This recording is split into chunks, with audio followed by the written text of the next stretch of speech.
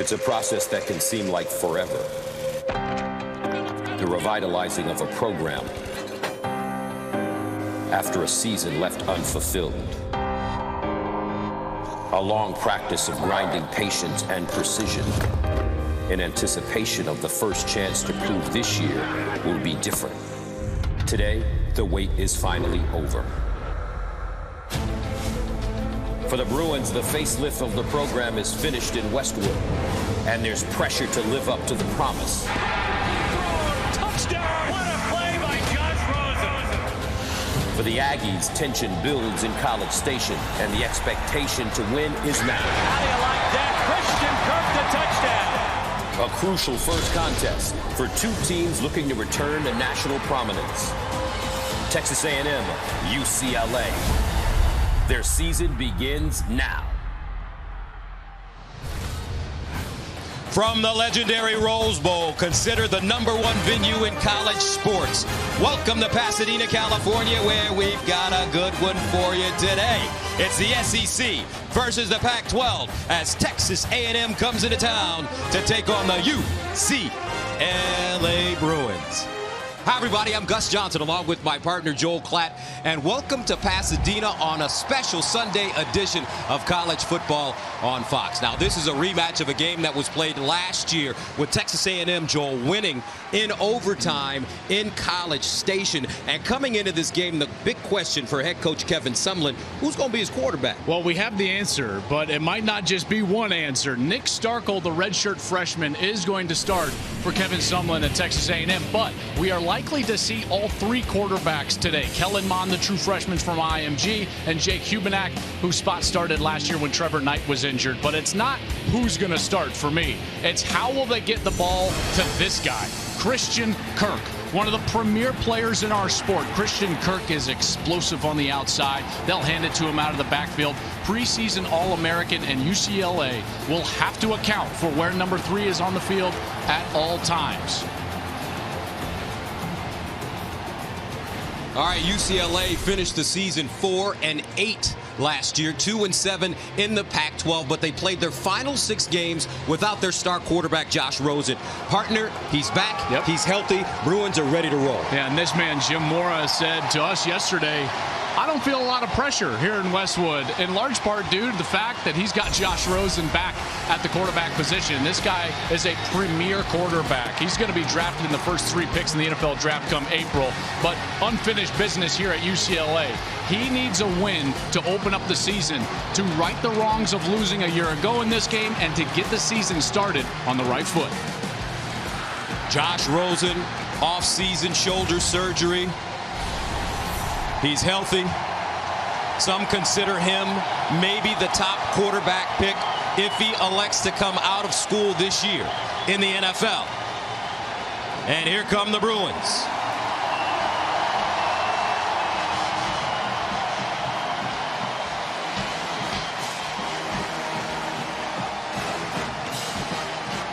So coming up from the Rose Bowl in Pasadena, 2 traditional powers square off in their season opener on a special Sunday edition of college football on Fox.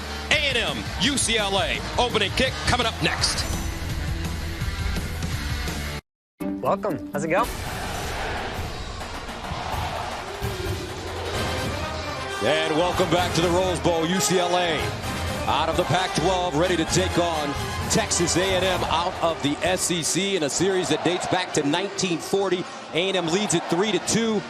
The teams played in Los Angeles the last time in 1955. And don't forget, last year in College Station, UCLA rallied from 15 down in the 4th quarter to force overtime. But the Aggies won it 31-24. As we take a look at the weather, it's hot. And it's not just that desert heat. Feels a little humid as well. Yeah, this is unseasonably warm here in Pasadena. Now, there has been some cloud cover here late in the afternoon, and it's cooled things off. Yesterday and at points today, it has reached the triple digits. So something to pay attention to here, the fitness of these players. And you talked to Coach Moore yesterday. UCLA flipped sidelines. That's right. This year, it's a new sideline for UCLA. They will be on the near side as you're watching it at home, which takes them out of the sun. The sun, as this ball game goes on, will be directly in the face of the Texas A&M squad. All right, A&M won the toss, deferred UCLA to receive the football. Texas A&M 8-5 last year, 4-4 in the SEC. The Aggies started 6-0 but finished 2-5. UCLA 4-8, 2-7 in the Pac-12. Bruins started 3-2 but lost 6 of their last 7. Both these coaches, according to reports, are under major pressure to win, and they each want to get off to a good start today. Man will kick it off for the Aggies. Darnay Holmes, the deep man. A&M, UCLA underway, and this ball kicked out of bounds.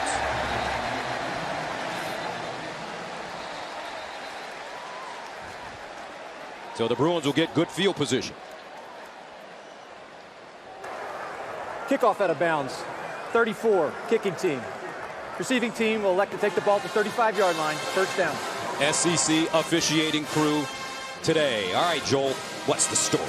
It's about the run game for this A&M team, because this is a guy, and Nick Starkel, that's coming out here, and excuse me, we're talking UCLA here. Ola run for me, the UCLA run game. 127 out of 128 in the FBS a year ago running the football.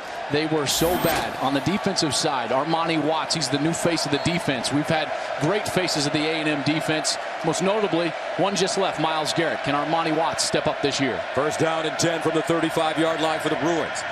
And they give it to Ola Run for me, and he goes nowhere. Great defensive attack. Alaka with the first tackle of the game. So Josh Rosen, what do you like about his game? Everybody thinks that this kid is special. He's the best pure quarterback that we've got in college football right now. You know, he doesn't necessarily play outside of the structure great, but when he's clean in the pocket, there's no one better. Aggies sacked him 5 times a year ago, and it's Ola Run for me again, and not very much room over the right side. The Aggie defense stout against the run to start this game. That's something that's got to get established for UCLA. And Jim Mora, the concern was getting into these situations, obvious passing situations. This is when they were unable to protect Josh Rosen a year ago when facing A&M. Third down and 9 at the 36. Ola Run for me. Remains in the backfield. Rosen out of the shotgun.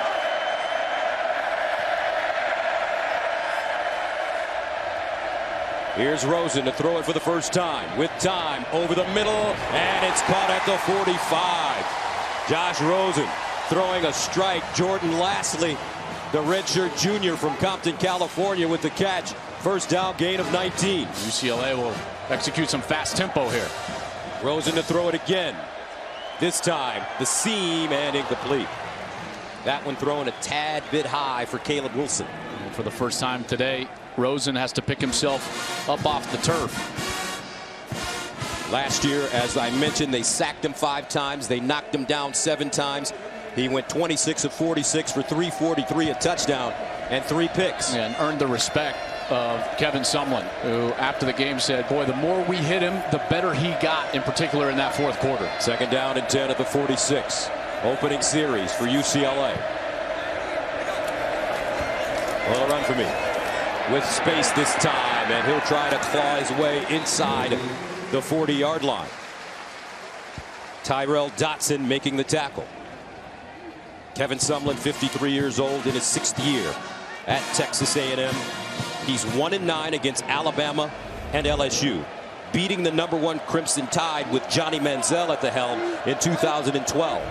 Is that an issue for the Aggie faithful? Well, the issue has been their late season finishes.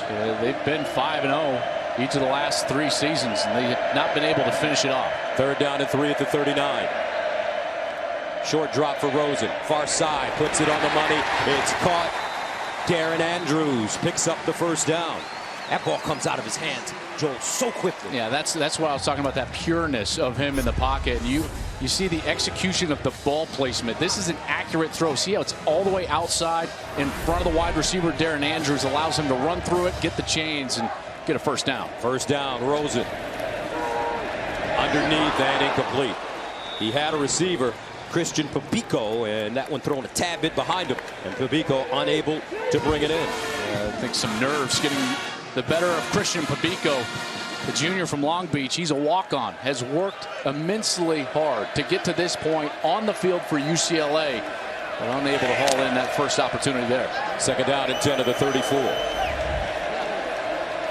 Will the run for me, the single setback. Rosen under center. Rosen looking. And caught close to a first down once again. This time he finds Caleb Wilson, the redshirt sophomore from Dallas, Texas. Personal foul. Roughing the passer. Number 6. Forcible contact in the knee area. 15-yard penalty. Automatic first down. Donovan Wilson, safety blitz. You see he stumbles, but Rosen in that passing setup, you can't go low at that point. He's delivering the ball, he's set up, and then the dive from Wilson. That's an excellent call by the official. Not always the obvious roughing the passer style of call, which is usually up high towards the head or neck area, but excellent call, and Wilson costing his team now first down inside the 15-yard line for UCLA. Wilson has drawn comparisons to former LSU playmaker Tyrann Matteau, the Honey Badger. First and 10 at the 12-yard line for the Bruins. Play action. Rosen all day in the end zone, incomplete. No flag on the play. Pabico, the intended receiver, once again.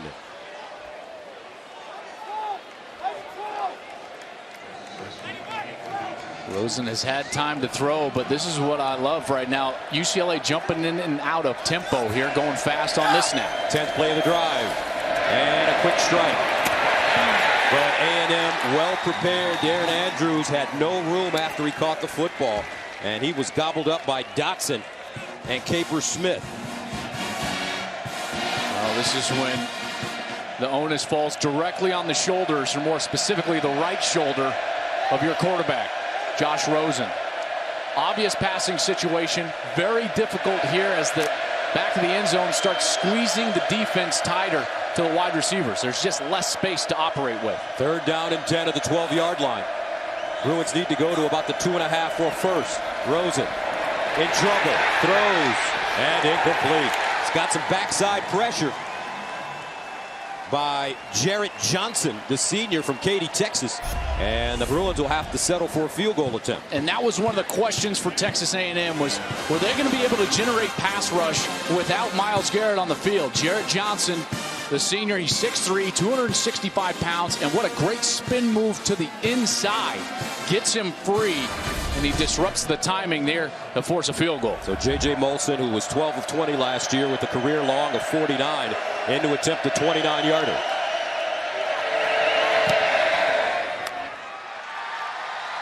And the Bruins are on the board. UCLA drives it down the field, settles for 3, leading Texas A&M. Day 13. Score first to take a 3-0 lead over Texas A&M here in Pasadena. They go 13 plays covering 53 yards, and they ate up 3 minutes and 51 seconds. And it's time now for Craveable Moments, sponsored by Dr. Pepper. Let's take a look back at last year's memorable matchup between these teams. The Aggies led most of the way, but UCLA came back to force overtime in OT. The Aggies were able to grab the victory when Trevor Knight ran in the game winner. J.J. Molson will send it away for the Bruins. Keith Ford, Christian Kirk back deep, and this kid Kirk is special. And he won't get an opportunity to return it. So what's the story, Joel Klatt, when Texas A&M has the ball? Well, when you're trying to break in a new quarterback and there's some indecision at that position, the best friend of that quarterback is going to be a great run game. Trayveon Williams and Keith Ford, a really great duo for Nick Starkel, who's going to run out there for his first start as a quarterback. And then for UCLA, Jaleel Wadu. He's the smallest player on the field, but this guy is a spark plug of the defense. Excellent in coverage, and he's going to draw the matchup most of the day following around Christian Kirk. He's on the Thorpe Award watch list, Wadu. Honorable mention all Pac-12 last year. First and 10 for Texas A&M at their own 25-yard line, and they run it. Trayveon Williams over the left side. And he's stopped by Matt Dickerson, but it's a gain of 4. Starkel, tell me about him. Well, Starkel's got a good, strong arm. He's big, 6'3", 215 pounds, has some athleticism about him, but what they love about him, he can get the ball down the field with good accuracy. 2nd down and 6 at the 29. And they'll run it straight ahead as Williams trying to pick his way up the field. Boss Tagaloa, first man to him. And this is when you find out a lot about your quarterback. There is no way to replicate a live game situation, in particular on a 3rd down. First start on the road, Nick Starkel. His opportunity is right now. 3rd and 5 at the 30.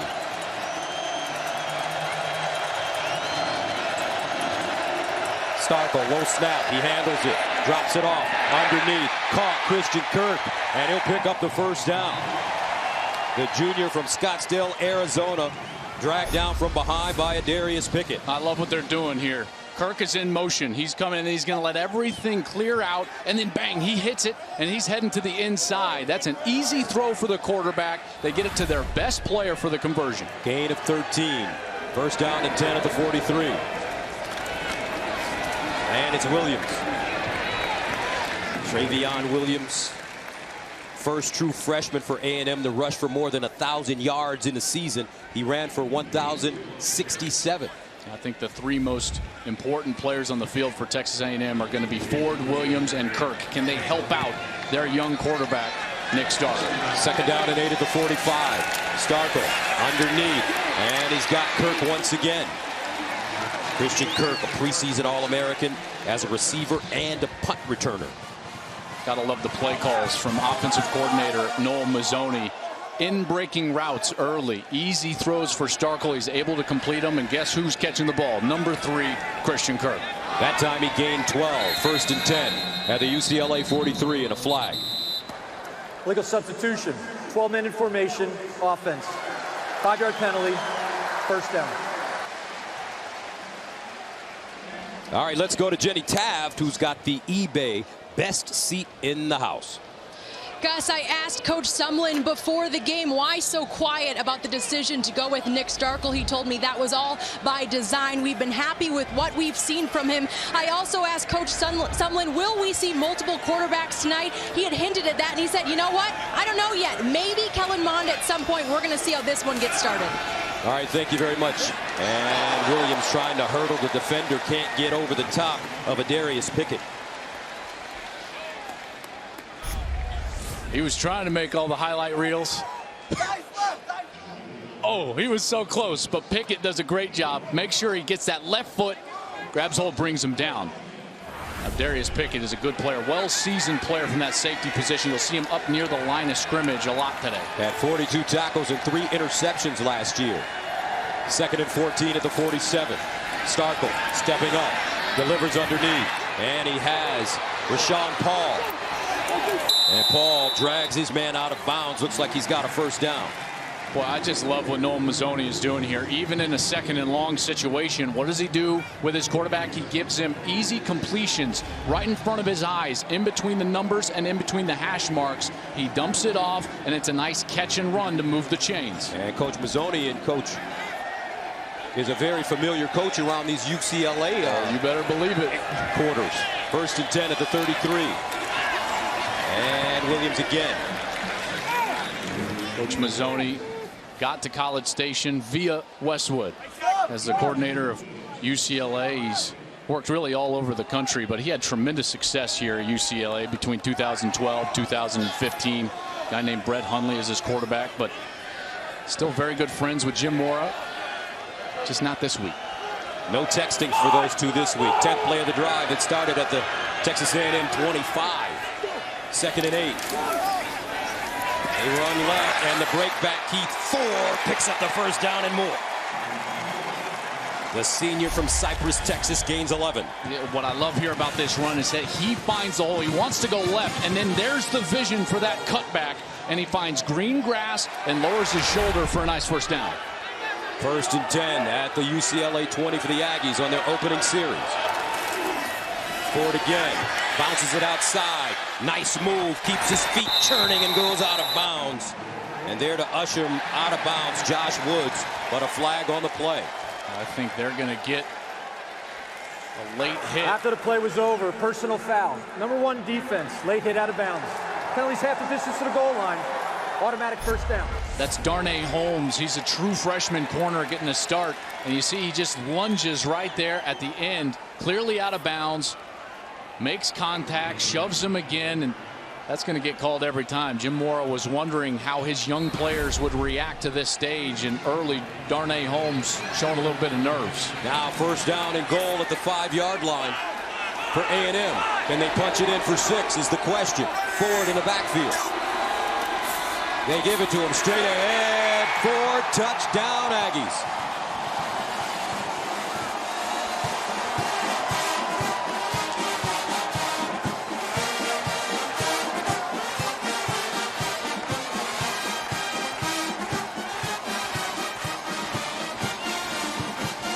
He's for the Oklahoma transfer. Watch Southerland, the right tackle. He gets all the way up to the linebacker. That's the key block. And then you could drive a truck through the hole, and Ford finds himself into the end zone. Daniel LaCamera in to attempt the extra point. And it's good. Aggies start on their own 25, march it all the way down the field. Keith Ford paying it off. Texas A&M on top of UCLA, 7-3 here in the first. Spend a little extra time over here, huh, Matt? 75-yard drive, eating up 4 minutes and 28 seconds. To help those in need after Hurricane Harvey, you can join the Rebuild Texas effort. To donate, visit rebuildtx.org or text RebuildTX to 91999. Ford is one of those players from down in that region in Texas. The senior transferred from Oklahoma a few years ago. And that run game for A&M was awful stout on that first series. Braden Mann sends it away. Darnay Holmes is the deep man. And he'll get a shot starting from his own 2. Gets outside and goes down to the 25. So Josh Rosen and the UCLA offense down 7-3, back on the field right after this.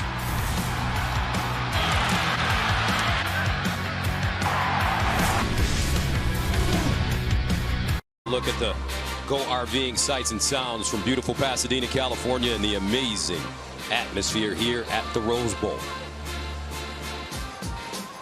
If you haven't been, it's bucket list.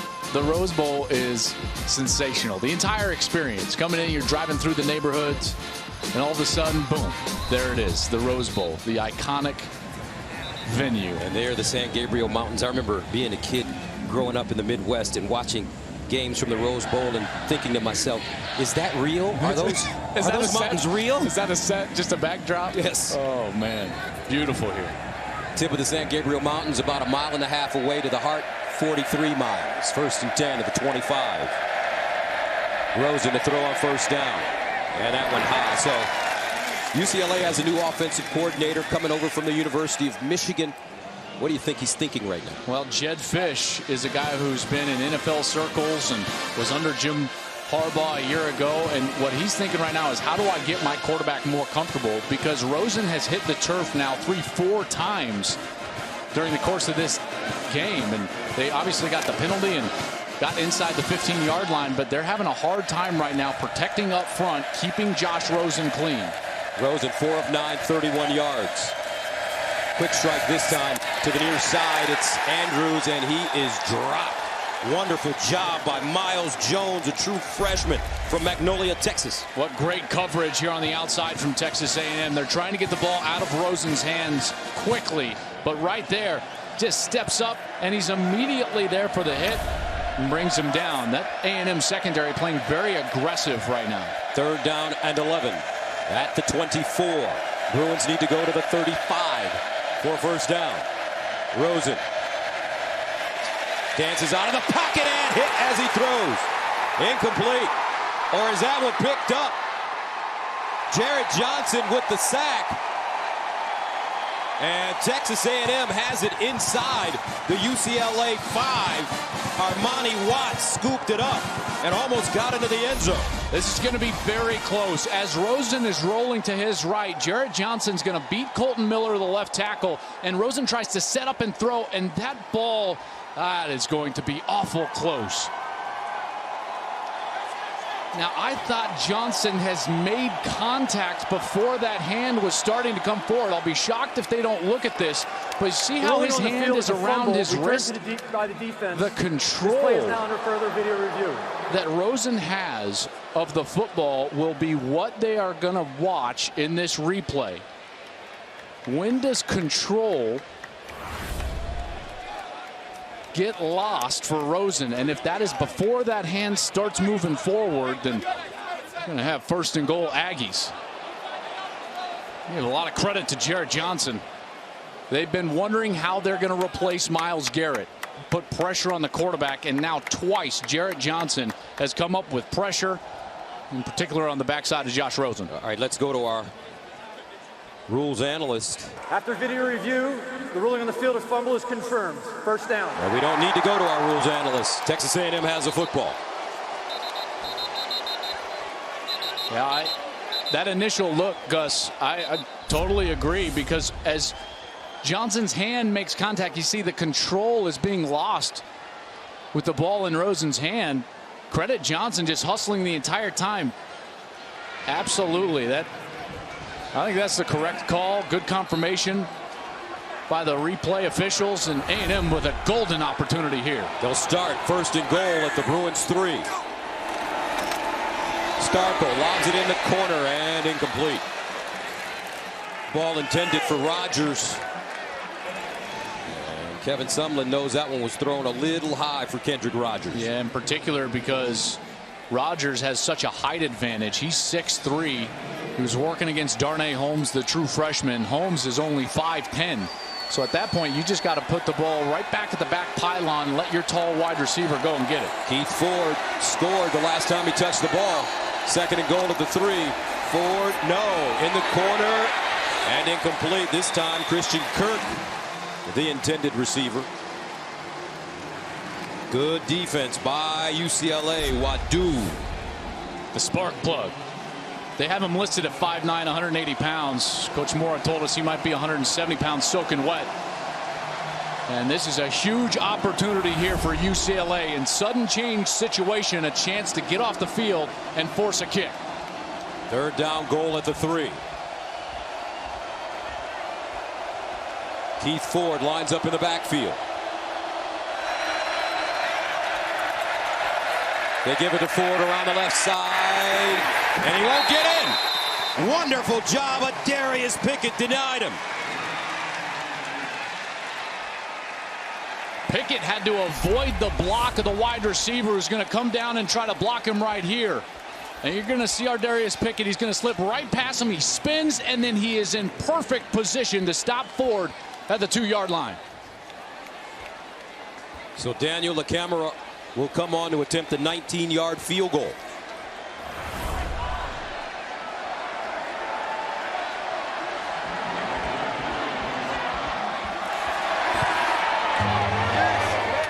And it's good.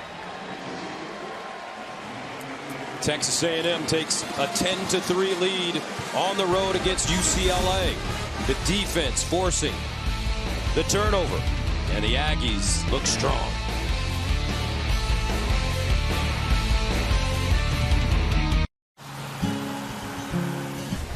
Ten to 3, Texas A&M off to a great beginning with 5:11 to play in the first quarter against UCLA. 2 huge questions answered for A&M. One, how you're replacing Myles Garrett. Jarrett Johnson has been terrific so far in this opening quarter of the season.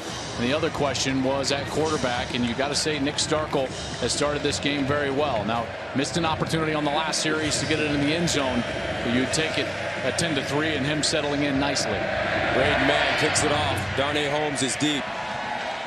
And Holmes will start from his own goal line. Ooh! Woo! Wood being laid on the field. Buddy Johnson.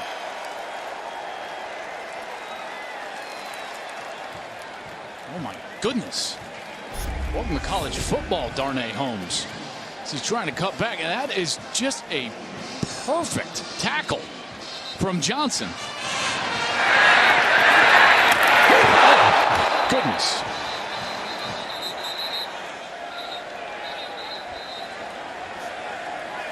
Boy, after plays like that, the energy that a defense generally comes out and plays with is off the charts. I'd be shocked if they're not flying around on this snap. Rosen 5 of 10, 30 yards, first down at their own 15. Oh, the run for me. And he coughed it up. Aggies may have it. And they do. Armani Watts with a wonderful chopping tackle, and Miles Jones fell on it. Back-to-back turnovers for UCLA. Well, that's the energy we're talking about. Armani Watts, he's their best player on the defensive side. He goes down low. That ball comes out clearly on the ground.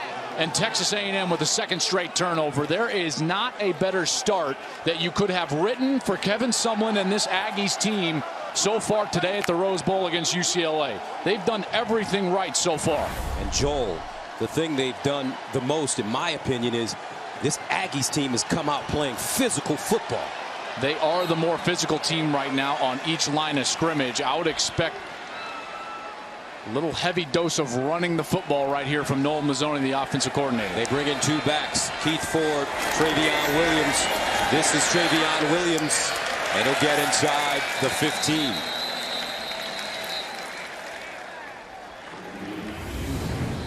And that two-back set, when they've got both Ford and Williams in the backfield, that's so difficult to defend because they generally send them in opposite directions. And the linebackers for UCLA have to respect those two players. It creates seams and gaps for the defense. A 6-yard gain by Williams, 2nd and 4. And they'll give it to him again. Look at him run, spinning down to the 2-yard line. Darius Pickett with the saving tackle. You see, here's the motion.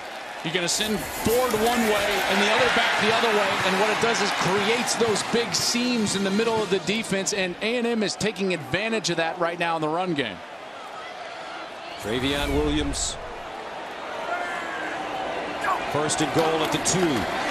Williams, will he walk in? Touchdown A&M.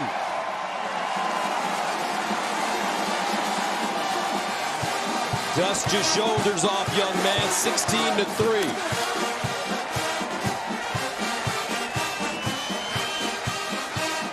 Well, exactly like we expected. It was going to be sheer brute force by that offensive line, running the football in for a touchdown. Williams right on that left side, and this is just straight speed to the pylon. And he gets it in for the touchdown. Extra point up. And good. No cute stuff that time for Kevin Sumlin's offense. They pounded it right down the throats of UCLA.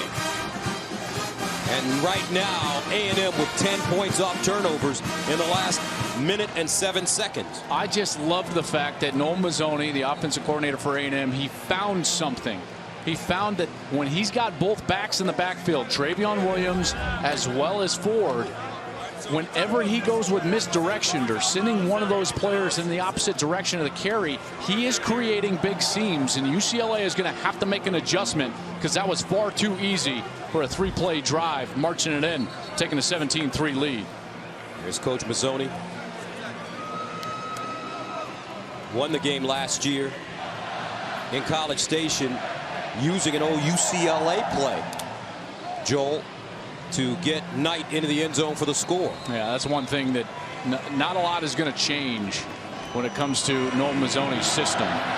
Now, it may change in emphasis, but the scheme is not going to change. And right now with A&M, the emphasis is going to be on those two backs, Trayveon Williams and Ford, as well as finding creative ways to get Christian Kirk the ball. That's what I love about his offensive system, is that it's flexible enough to do all those things. So man sends it away. And the Bruins will start from the 10-yard line. But that special teams for Texas A&M, so dominant to start this game, not a lot of room. Saturday, it's a big-time college football doubleheader on Fox. First, Nebraska looks to flex their Big Ten muscle when they take on Oregon at 4 Eastern. Then number 14, Stanford battles Heisman hopeful Sam Darnold and the number 4 USC Trojans at 8:30. It's College Football Saturday, starting at 4 p.m. Eastern on Fox. UCLA struggling a little bit yesterday. USC rather struggling a little bit yesterday against Western Michigan. I think most people surprised with the way that USC's defense played in that game, but Western Michigan's got some talent. Remember, they were undefeated in the regular season a year ago. 13-0 as Rosen completes the pass to the near side. Darren Andrews, well covered, but managed to haul it in. Last year in this ball game, UCLA was down all the way into the fourth quarter by as much as 15. So not uncharted waters for UCLA, but the fact that it happened this quickly in the first quarter is a bit shocking. Second down and 5 at the 25. Rosen incomplete. No flag. Andrews again the intended receiver. Well, there should have been a flag. I thought that was a missed call there by the officials, because the defensive backs for Texas A&M, watch this, as Lasley, number 2, is going to be trying to run his route. He just gets shoved right into the other wide receiver. Rosen's looking for a flag. I thought there should have been one as well. Second, make that third down and 5 at the 25. Soso Jamabo in the game at running back. Rosen deflected at the line of scrimmage, incomplete. And the Bruins will have to punt it away.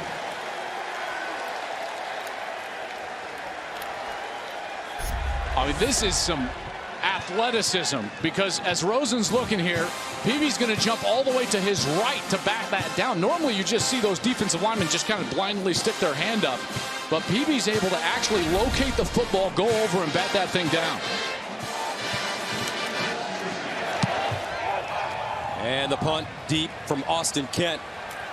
Kirk looking for a hole. Kirk bursting through down the sideline, still on his feet, and he finally goes down at the Bruin 45. A 43-yard return, but there is a flag on the play. During the kick, holding, number 7 receiving team. It's going to be half the distance from the end of the kick. First down. Well, Kirk, so dangerous in these situations, and UCLA was concerned about their kicking game.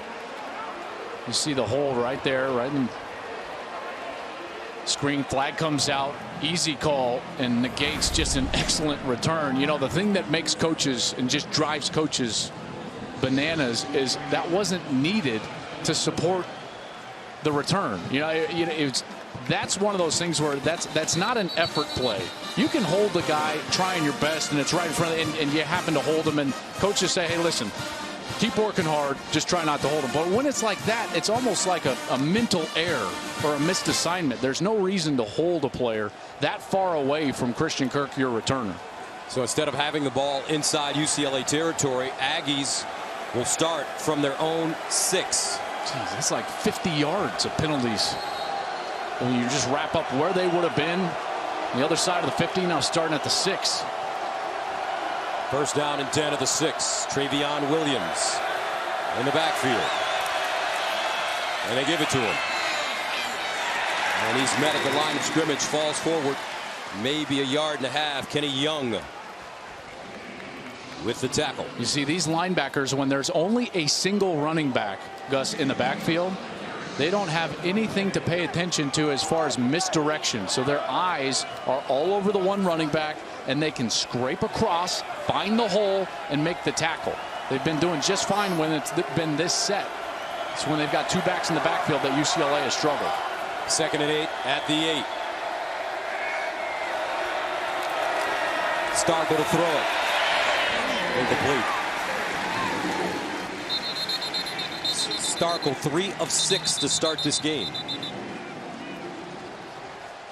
They were trying to set up a screen pass or something, because the wide receivers were actually downfield trying to block. And Nick Starkel threw that ball past the line of scrimmage. I think they're talking right now to see if there was an ineligible man downfield. Intentional grounding. The passer on offense. While in the pocket, he threw the ball into an area where there's no eligible receiver. Penalty places the ball at the spot of the pass with loss of down. Third down. Interesting call here. Here's what they're going to say is that because these wide receivers at the top of your screen had no intention to catch it, the running back is actually number 5, Trayveon Williams, far away from where that ball was. And because of the way that that play manifested itself, that it was intentional grounding. Interesting call right there. I don't disagree with what the officials were doing on that play. So that'll make it 3rd down and 13 at the 3. Does UCLA bring pressure here? Doesn't look like it. And they hand it off. Williams trying to get outside, and it looks like he has a 1st down. Trayveon Williams with that burst of speed and the presence of mind to know where the marker was. On 3rd and 13, he gets 14. And the patience just to hand the ball off when there was only 5 defensive players in the run box. They hand it off, and they get paid off. Able to move the chains. And some breathing room for the Aggies. 1st and 10 at the 17. Starkel, far side. And Osborne with the catch and some good running after the catch for Jamon. Boy, this is an impressive guy. Just a true freshman from the Houston area, 6'2", 220. I visited Texas A&M in the spring. He was the 2nd best player on the field next to Christian Kirk. Let's see if Starkel can get it to him today. 2nd and 4 at the 23. They hand it off. Williams, and he is stuffed. Nicely done by Rick Wade and Odigizua. I'm not going to be shocked here if A&M goes right back to the run game. They did it on the last 3rd down. They've been having a lot of success running the football. Trayveon Williams not in the game. Ford's going to be in the backfield. It's either that or some sort of quick screen to the top of your screen to Christian Kirk. 3rd down, 3 at the 24. Starkel to throw it. Over the middle and incomplete. Osborne, the intended receiver, and the Aggie offense will jog off the field. Yeah, and for the first time, UCLA was able to create a little pressure in the pocket and force Starkel to feel their presence. Got rid of it maybe a hair too soon, as Osborne maybe had a step on his true freshman counterpart, Darnay Holmes. So Shane Trapuka will come in to punt it away. He's standing at the 10. Yes, he's a Trapuka. Uncle Kelly played in the NBA and at Notre Dame. And Darius Pickett, the deep man. High spiraling kick. Pickett with the fair catch at the 35, a 41-yard punt. Well, what a huge series this is now for UCLA. Their defense able to do their job, gets them the ball with pretty good field position. And the issue, as Jed Fish talks with his offense there, the new offensive coordinator, is that they just have not been able to establish the run. Now, clearly that was a problem last year and something that they need to address. So what they have done is become just the drop back passing team. Rosen has not been able to be protected in the pocket. So a precarious situation here. I look to see if Jed Fish tries to establish that run game again, in particular in the stretch zone outside of the tackles. And they'll pitch it on the run for me. Lowers his shoulder and delivers a blow. What a blow delivered. Henderson with the tackle, but Bolu Olorunfemi lowered his shoulder. Wow. Well, remember, Miles Jones is a true freshman.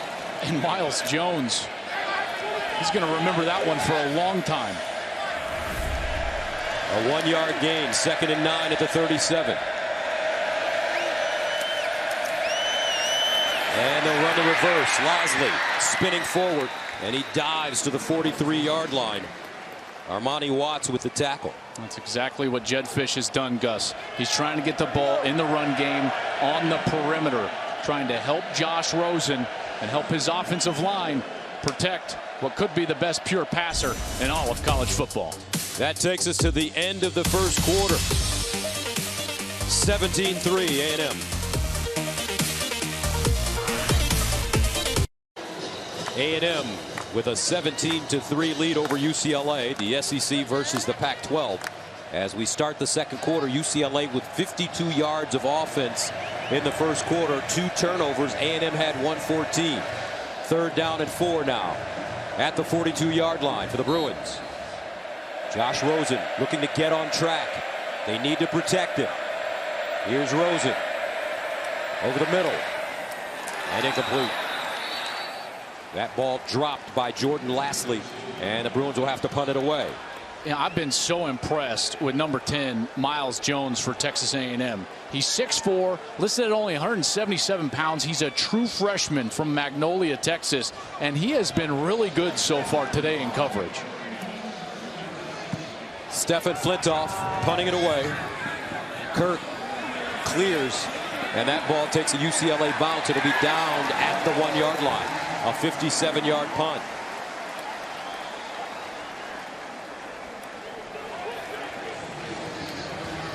Defense for UCLA has got to expect that A&M is going to lean on the run game to try to get them out of the shadow of their own end zone. And don't forget to check out Breaking the Huddle with my main man, my partner Joel Klatt, on Facebook Live Wednesday at 5:30 Eastern, sponsored by Dr. Pepper.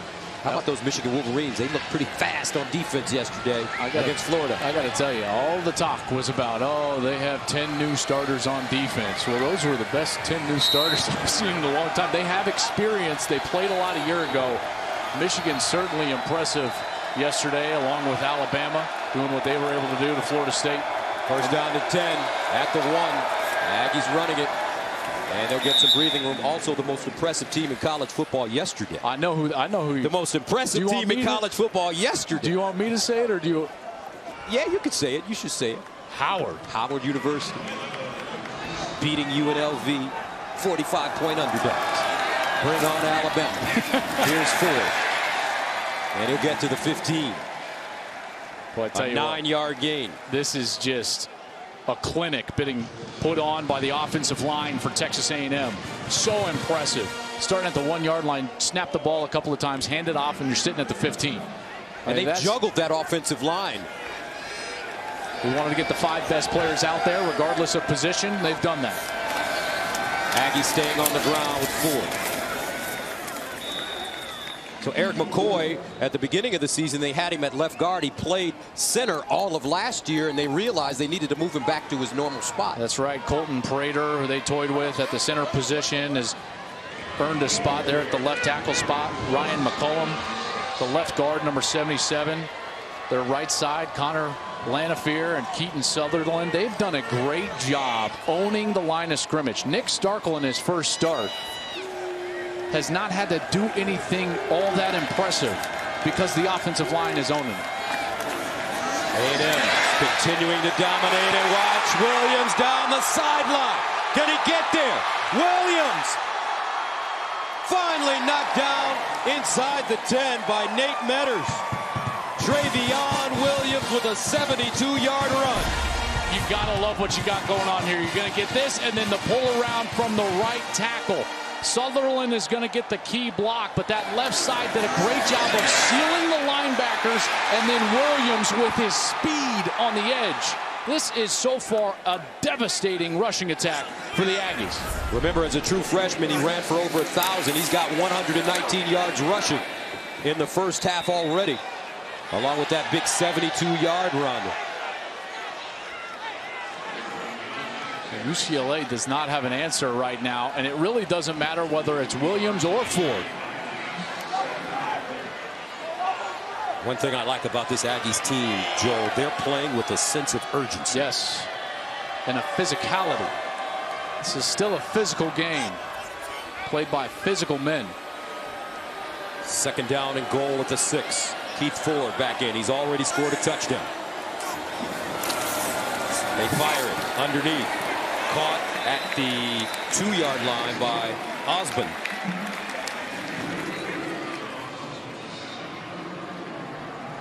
Boy, even here on a third down, there is no reason to do anything other than hand the ball off. If for nothing else, the O-line has earned it. They have earned the right to try to punch this in right now in the run game. Be shocked if they weren't able to do so. They've been that dominant thus far. 3rd and goal at the 2. Ford remains in. They give it to him. Can he get in? Yes, he can. Touchdown, Aggies. Smash mouth football. That's what they call it in Texas, Joel Klatt, and that's what we're seeing. Here's what you're going to get is the double team from the left side of the offensive line. Just an outstanding job by McCullum and Prater. And that double team is going to move the line of scrimmage enough that even if the linebacker who was there, his name Kenny Young, 42, he's already with his back against the goal line. And then the running back wins the mano-a-mano, and it's a touchdown for the Aggies. The camera in for the extra point. And it's good. The Aggies started that drive on the 1. They go 99 yards, getting the big 72-yard run from Trayveon Williams. Texas A&M smacking around UCLA. And the Aggies lead it 24-3, and we're joined by our rules analysts, our men of distinction, Dean Blandino, Mike Pereira. Guys, we've already had some very interesting calls in this one. Yep. Yeah, we didn't even kind of agree on that pass fumble play at first. It was so close. But, you know, one thing with replay is whatever's called on the field, that's going to take precedence, right, Dean? Yeah, unless it's clear and obvious. And that was a close play. The key was, did the hand come forward with control before it was knocked loose? And it was so close. And we would have let it stand. They confirmed it. So UCLA starting from the goal line. Texas A&M has been great on special teams. And this time, the Bruins' Darnay Holmes picks up some positive yardage. I got to say, from my standpoint as an analyst, I've had the best rules official in the business helping us out, and I'm really thrilled that we're going to have a second one helping us out now as well. Well, from my standpoint, you're the best pupil I've ever had. I mean, you're like, we're not needed when you're around most of the time because you've done a great job with the rules. Love the way you compliment the officials when they do something good.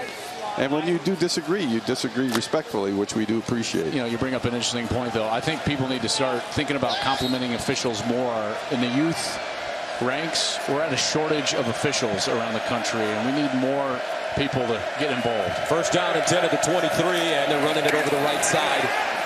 Dean Blandino will be with us next week. USC and Stanford. Guys, thanks for joining us. We'll see you later. We'll let you get over to the booth, and you will be with us for the rest of the game. Thank you. This defense for Texas A&M, they're taking a page out of their offense's book, which is owning the line of scrimmage. And this defensive line has played really well. And that front seven has been very active, not allowing UCLA to get any traction in their run game. Second down and 9 at the 24. On the run for me. The deep man. Out of the offset eye. Play fake. Rosen. Incomplete. Papico, the intended receiver, just no rhythm offensively for the Bruins. Yeah, and they're right now in desperate need of help for Rosen on the offensive line, and they need a playmaker on the outside. Even when Rosen has had time, which he did on the last snap, no one's been able to get any separation in the secondary and get themselves open to a point where Rosen can hit them down the field. Bruins averaging 2.4 yards per play. Third down and 9 at the 24. Rosen out of the shotgun. Steps up in the pocket. Decides to run it. He's got to get down. He gets out of bounds at the 30. As Alaka knocks him out of play. Again, nowhere to go with the football. No separation from the wide receivers for UCLA. And A&M is just dominating this game right now. This secondary for A&M really a strength for this team. And they're blanketing these wide receivers. Nowhere to go. Flintoff kicks it away. Kirk allows it to go out of bounds. And Texas A&M will start at their own 35. Hot start for A&M. They'll have the football right after this. I'm leaving USC. Of UCLA. Let's go downstairs where our Ginny Taft is standing by. Well, Gus, 122 yards, 1 touchdown for Trayveon Williams. What a start, doing all of that while dealing with Hurricane Harvey. His family airlifted by the Coast Guard from their Houston home. At times, he didn't know what shelter they were at, but he told us all he could do was focus on game week. This game, this performance is for them. All right, thank you very much, Ginny. Texas A&M, College Station, about 90 miles away from Houston. They got 20 inches of rain in College Station. Pete Ford running. And he's stopped by Matt Dickerson. They're back, Gus, to this 2 running back formation. Now a new quarterback in the game, Kellen Mond, the 6'2", 210-pound freshman from San Antonio, number 11. And they give it to Ford. Kevin Sumlin did tell us that he would play 2, maybe even 3 quarterbacks in this game. Yeah, and what a great spot to put in a kid for his first action. Just a true freshman from the San Antonio area, but he played at IMG Academy last year down in Florida. Mature for his age, and with the offensive line playing so well, it's a great spot to bring him in, get his feet wet. 3rd down, 3 at the 42. Mond will throw it for the first time. Near side, incomplete. Very good throw. Receiver Kendrick Rogers just unable to make the catch, and the Aggies will punt it away. Now, if you're Coach Sumlin, do you second guess yourself now, putting another quarterback in when your team is playing so well under Starkel? I think that the reason it's 2 facets to this. One is the offensive line was playing so well, so you think that you can go out there, get a first down, just run the football. But also, Gus, the defense is also playing well. So even if he feels like he stalls out the offensive momentum, the defense has still got his back. Darius Pickett signaling for the fair catch. Lets it go over his head and into the end zone for a touchback. 58-yard punt coming up. Josh Rosen trying to get something going offensively for the Bruins. They're down big on their home turf.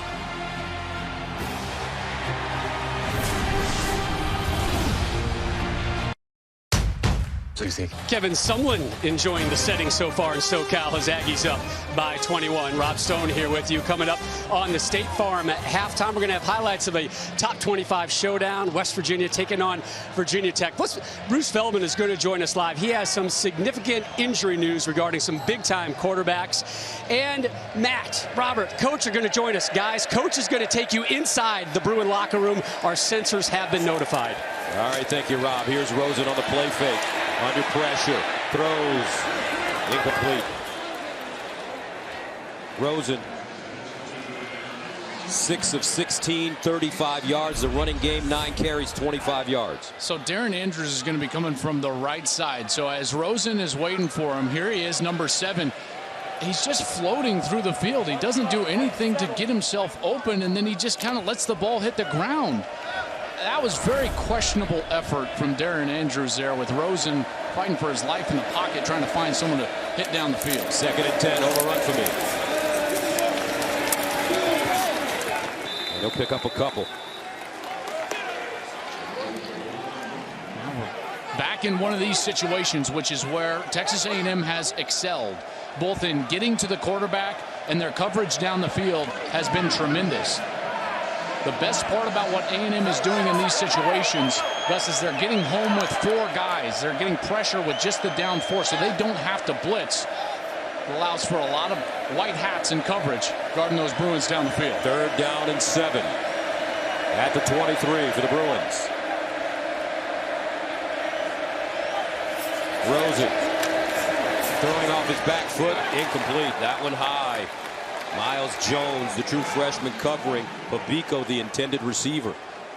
I tell you what, the secondary for Texas A&M looks great too, Joel. It just doesn't seem like anybody's open. No, and there hasn't been anybody open. You know, they're really strong at the safety position with Watson, Wilson, but gotta be very impressed with Miles Jones in his debut here for the Aggies. Christian Kirk standing at the 30. Austin Kent sends it away.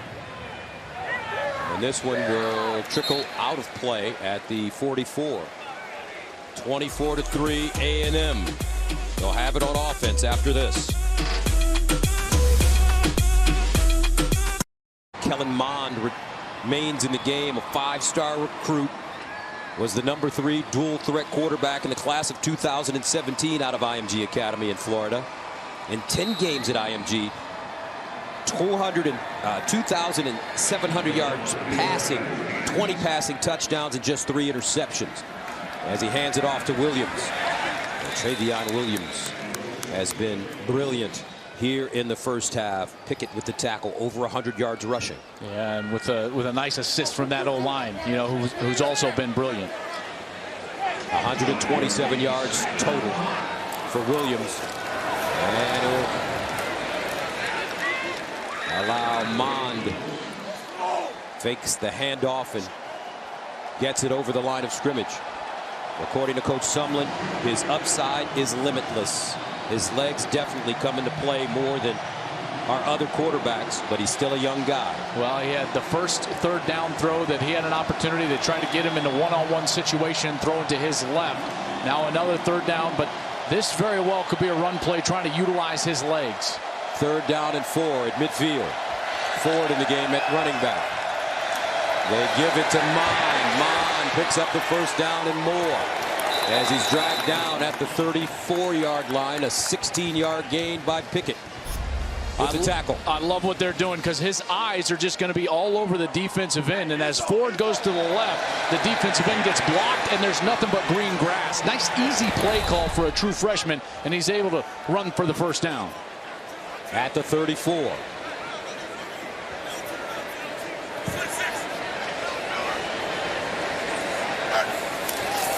Ford, no, Mond tucks it, and he'll get a half yard on the play as Keyshawn Lucier South comes up with the tackle. You know, this is always so interesting, in particular when there's young quarterbacks on the field and it starts to rain a little bit. I always wonder about if they're a good bad weather quarterback. You know, that's always in the head of a quarterback, is the grip of the football, and we'll see that come to fruition right here with Kellen Mond. 2nd down and 9.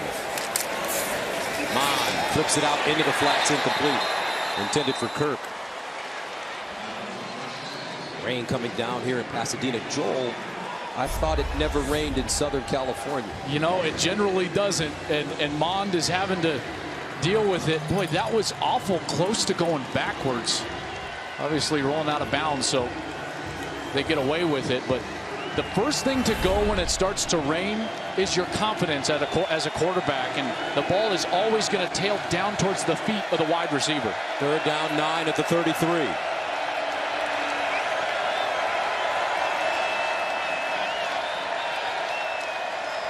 Play clock winding down. And a timeout called by Texas A&M. 6:18 to go. Second quarter, 24-3. The man doing the updates for us today, his name is Mike Hill. He was a sergeant in the United States Air Force. Let's go to Mike Hill for an update. Sergeant. Yes, sir. Yes, sir. Top 25 action. Virginia Tech, West Virginia, 3-zip Tech here in the second. But here come the Mountaineers. That's Florida transfer Will Greer finding David Sills with the 11-yard strike. Converted quarterback making plays at receiver. WVU takes the lead, 7-3 in the second. Back to you, Gus, Joel, and Jenny. All right, Sarge, appreciate it. West Virginia having a very solid year a season ago. Yeah, and I think they're going to be just as good or maybe better this year. 2 guys that not a lot of people have heard a lot about in the offseason. Their defensive coordinator, Tony Gibson, and their running back, Justin Crawford. Great players, but here on a 3rd down here, true freshman's got to make a play. Let's see what Mond can do on 3rd down and 9 at the UCLA 33. He tucks it, looking, still running. Mond, first down inside the UCLA 20-yard line. That's a 14-yard gain on 3rd and 9. Wadu with the ankle tackle. Just a complete design run for the quarterback. It was a token fake to the running back because the line actually folded on itself, kind of pulled a tackle around to create the hole for Mond. First down, 4.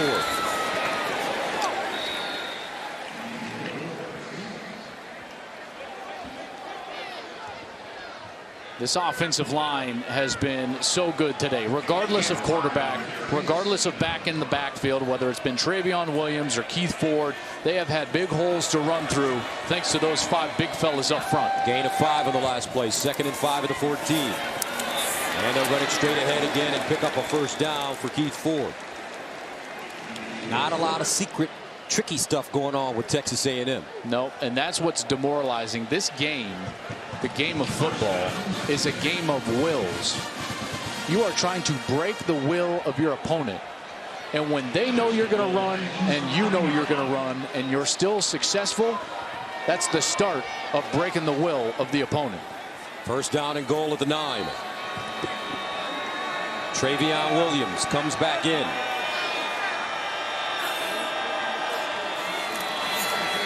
Mond runs it. And he'll be lucky to get back to the line of scrimmage. Rick Wade, the redshirt sophomore from Santa Margarita, with the tackle. Lanphier, helmet came off. He'll have to sit out for at least 1 play. So his replacement is Jared Hawker, number 73. He's also a true freshman. So many young faces for Texas A&M. They had 29 new faces this year. Coach Sumlin told us this is a totally brand new team. 219 yards rushing for Texas A&M in the first half. Kellen Mond has come in for Nick Starkel, and he's been impressive. Sprints out of the pocket, throws, has a receiver. Kirk can't get in. Christian Kirk almost getting into the end zone for a touchdown. I love that play call because you get the true freshman quarterback on the move to his right. And you're trying to get the ball to your best playmaker. Just wasn't able to get in. That was good coverage there from Darnay Holmes. In coverage from his corner spot. Able to force him out of bounds here at the 1-yard line. 3rd down goal at the 1. Ford in the game at running back. Ford submarining. Touchdown Aggies. 3rd touchdown of the day for Keith Ford.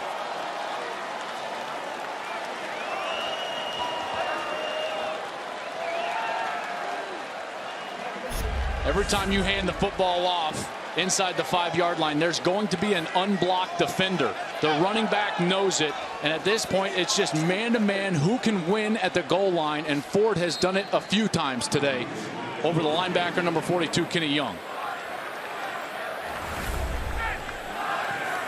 The camera, extra point, good. 31-3, Texas A&M.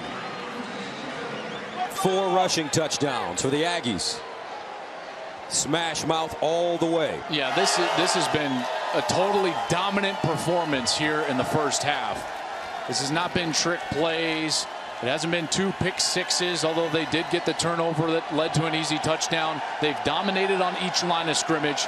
Their skill position guys, in particular on defense, Gus, that secondary has not allowed UCLA to get loose at all in the passing game. And another 10, 11, 12 play drive, 11 plays, 56 yards, 4 minutes off the clock before Ford takes it in on the 1-yard touchdown plunge.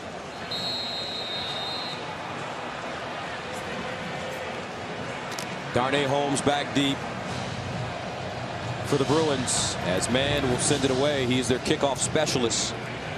Braden Mann, strong leg, sophomore.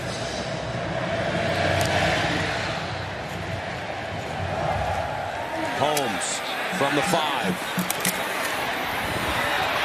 Gets to the 30, all the way up to the 34. Now here are some famous faces giving their schools some love as they show their colors. Hey Aggies, it's Miles Garrett. Just wanted to say good luck and go get the Bruins. Gig 'em. I'm happy to be an Aggie. 2008. Woo! Hi, this is Troy Aikman, and I want to wish my UCLA Bruins the best of luck this season. And let's do it right. Week 1 with a win over the A&M Aggies. Well, Troy, I'm sure you're not too happy. UCLA with 3 first downs on the first drive. They have not recorded a first down since. Well, they'll run for me. The single setback. And they'll give it to him. He crosses the 35 up to the 37. Ucla again with the tackle on defense for A&M. Yeah, if they're going to have any chance in this game, they've got to create something, whether it's a schematic edge or a physical edge in this series here before the half. They're going to have to find something in their offense, whether it's a run game or throwing the ball down the field. Gain of 4 in the last play. Well, the run for me again. And he'll pick up a first down. Jones with the tackle. Finally getting some push out of their offensive line. Finally moving the chains. It's their first down since that first series that you were talking about. 1st and 10 at the 44. Play fake. Rosen throws the deep ball. Down the field. He's got a receiver. Caught inside the 5. Jordan Lasley. Rosen put that one up and on the money. Couple of flags out. This is going to be pass interference. Pass interference. Number 14 of the defense. Penalties decline. The result of the play is a first down. It's exactly what they're able to do, is find some sort of success. It started with the run game. They get the first down, and then a big, heavy play-action fake from Josh Rosen, and he's able to get the ball down behind the defense, and Lasley comes down with it. A 54-yard reception. 1st and goal at the 2-yard line for UCLA. Jalen Starks comes in at running back, along with Olarunfemi. They hand it to the up man. Starks pushing forward. Touchdown Bruins.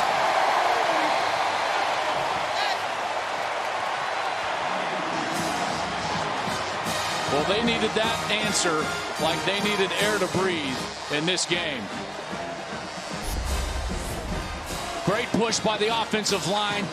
Turning around, just giving it to the big fullback, Jalen Starks. He runs 265 pounds, a sophomore from Van Nuys. He's the short yardage back, and you can see why. Powerful, getting into the end zone. Molson in for the extra point. And it's good. 31-10, 3 minutes to go. 2nd quarter. Rosen showing that golden arm as he put that ball right in the hands of Lasley. And more importantly, that didn't take a lot of time. So now you can start thinking about, you got a little momentum going. You've got 3 timeouts still. That only took 1 minute and 6 seconds to score on that last drive. So there is a chance that they could give their offense the ball back and potentially cut down the lead somewhere in that 31-17. Boy, would that be a change of fortunes for the Bruin after getting thoroughly dominated during the course of this first half, and some life for Josh Rosen. Remember last year in College Station, UCLA rallied from 15 down in the 4th quarter to force overtime. Aggies won at 31-24 on that Trevor Knight 4th and 1 touchdown run.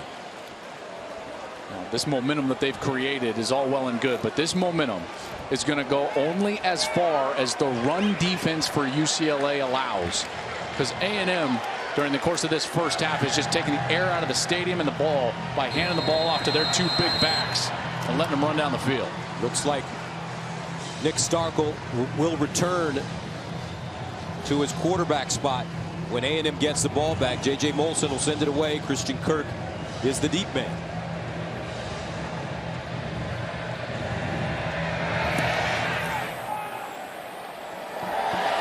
Kirk from the 1. Kirk at the 30. Still on his feet. And finally roughed up and taken down at the 39. But a very good return with his preseason All-American. Excellent field position there. And now Noam Mazzoni talking to his offense. This is going to be about the offensive line reestablishing themselves, potentially going back to that 2-back set with both Ford and Williams in the backfield. Remember, anytime they do that, you're going to have some misdirection, and then they're trying to create that seam in the middle of the defense for UCLA.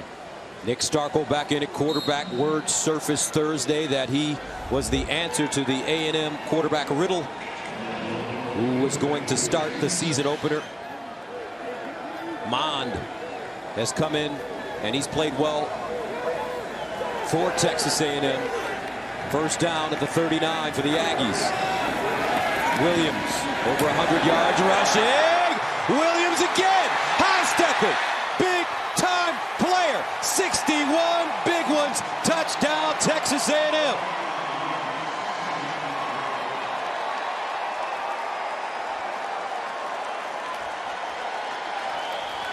Trayveon Williams, 15 carries, 188 yards and 2 touchdowns. And he's got a scepter. He's feeling that good about himself.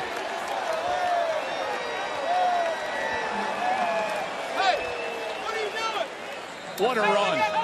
What a run. Noel Mazzoni, the offensive coordinator, is just dicing this defense up with this 2-back set for Texas A&M. Dejection.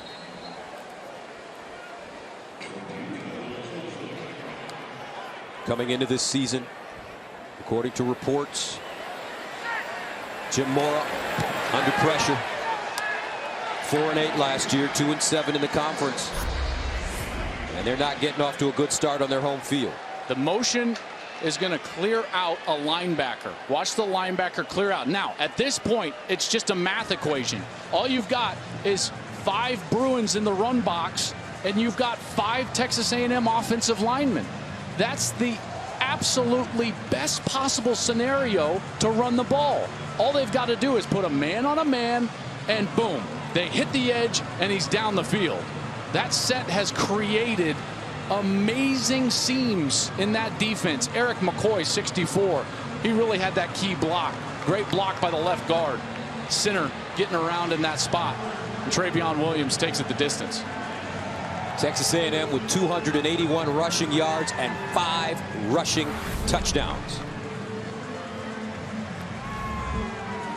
And the numbers for Trayveon.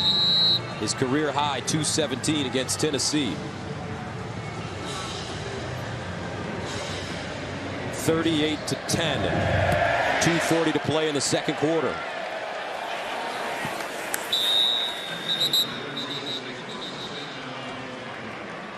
Don't forget, the State Farm halftime show is coming up. The guys will break down the first half and have highlights from other games around college football.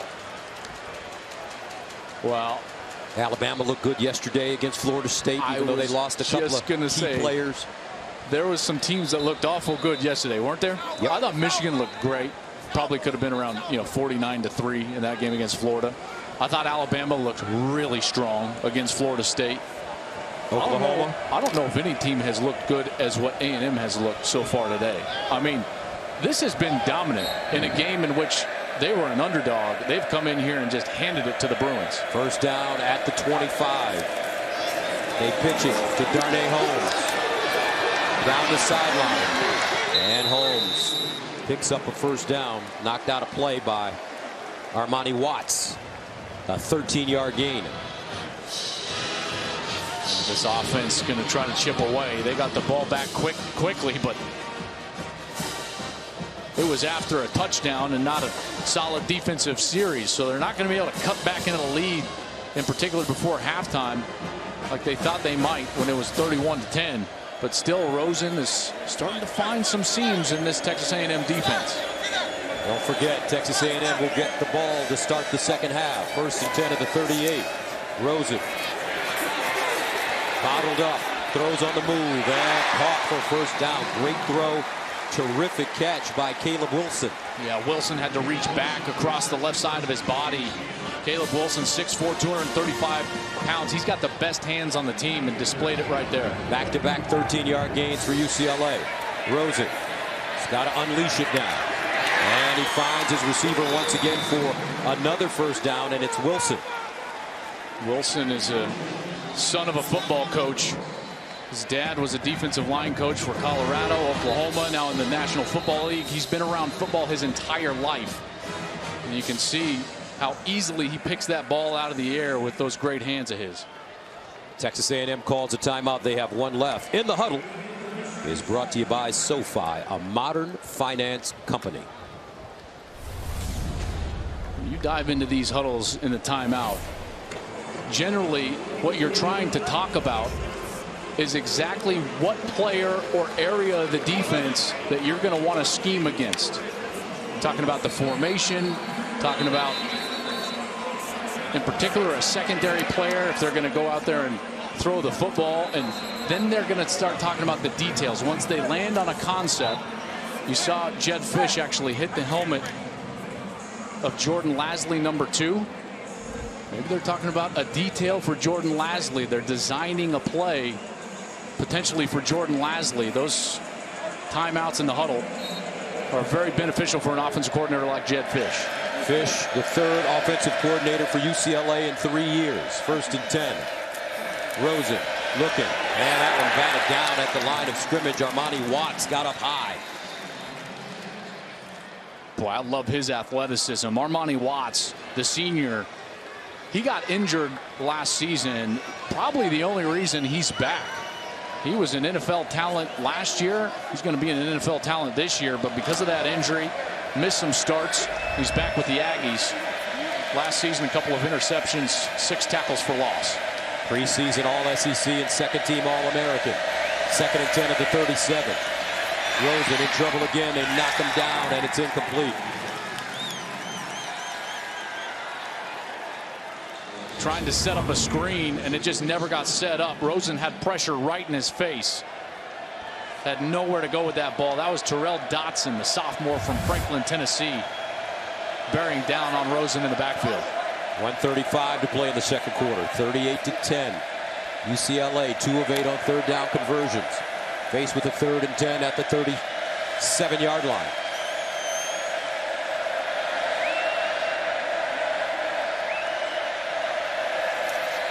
Rosen hit as he throws, incomplete.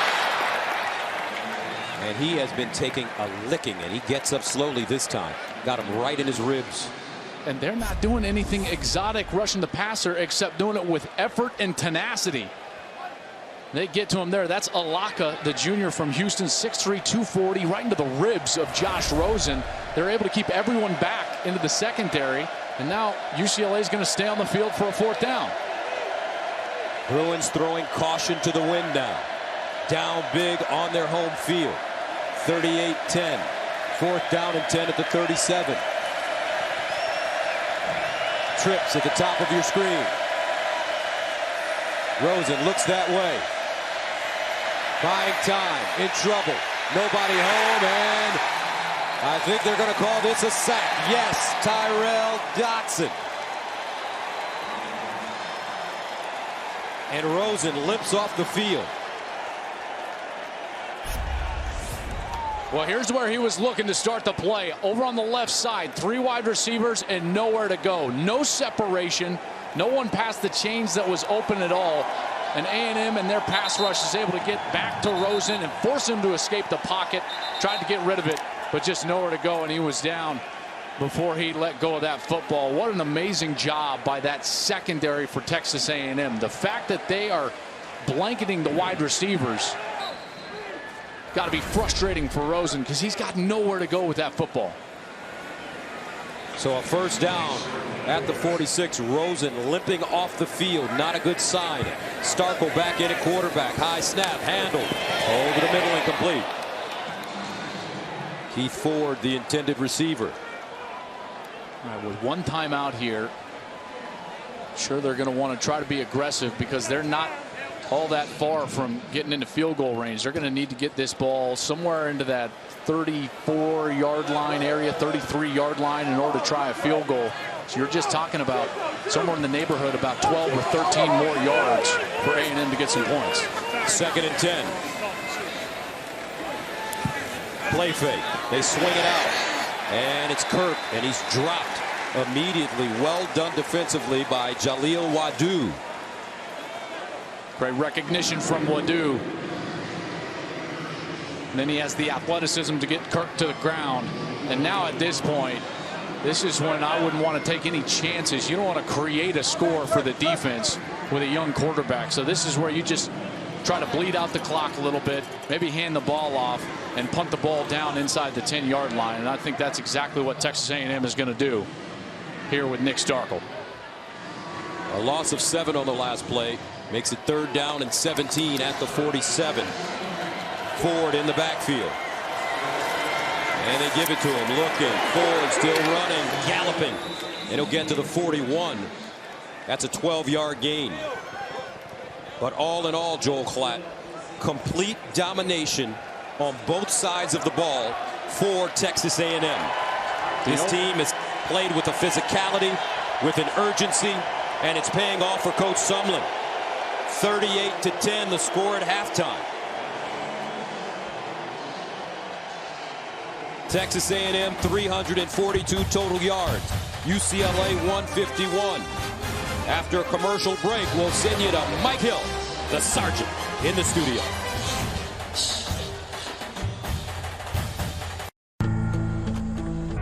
38-10. Texas A&M leading UCLA as we head into the second half.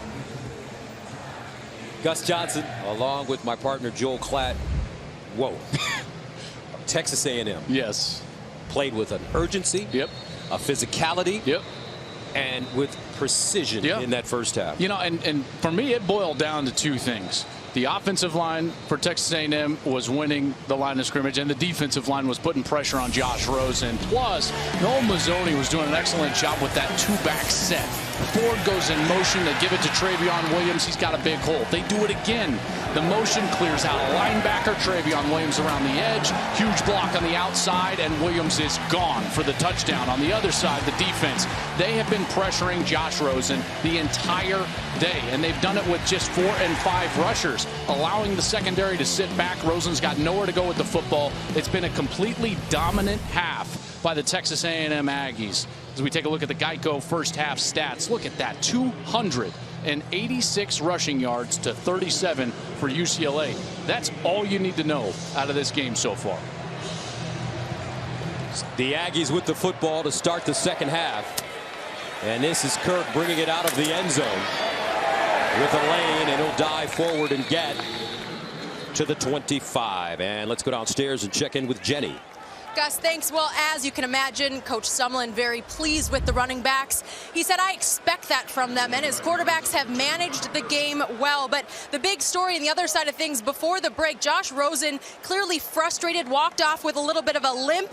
He slammed his helmet before he was leaving. I asked Coach Moore about it. He said his ankle is fine. And Coach Moore said, this is a teaching moment for us. How can we climb out of this one? We've been playing too tentative. I'm worried about how they finish this game, this second half. It's new for us. All right, Jenny, thank you very much. So Texas A&M brings Nick Starkel back onto the field to lead them at quarterback. First down and 10 of the 25. Starkel throwing to the sideline and incomplete. Good battle of true freshmen there. Jamon Osmond, he's 6'2", 220 pounds, working against Darnay Holmes, 5'10", 195 pounds. The true freshman from Pasadena, two of the most highly recruited players in the country. It's awful fun getting to see them tangle here early in their college careers. Second down, 10 of the 25. Starkel in the shotgun now. Trayveon Williams in the backfield. Williams running it. And he'll gain a yard on the play.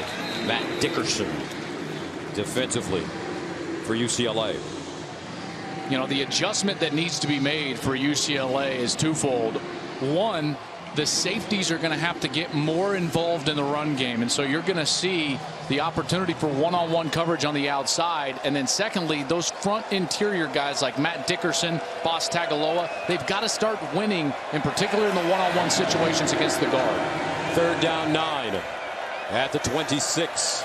Starkel to throw it underneath, incomplete.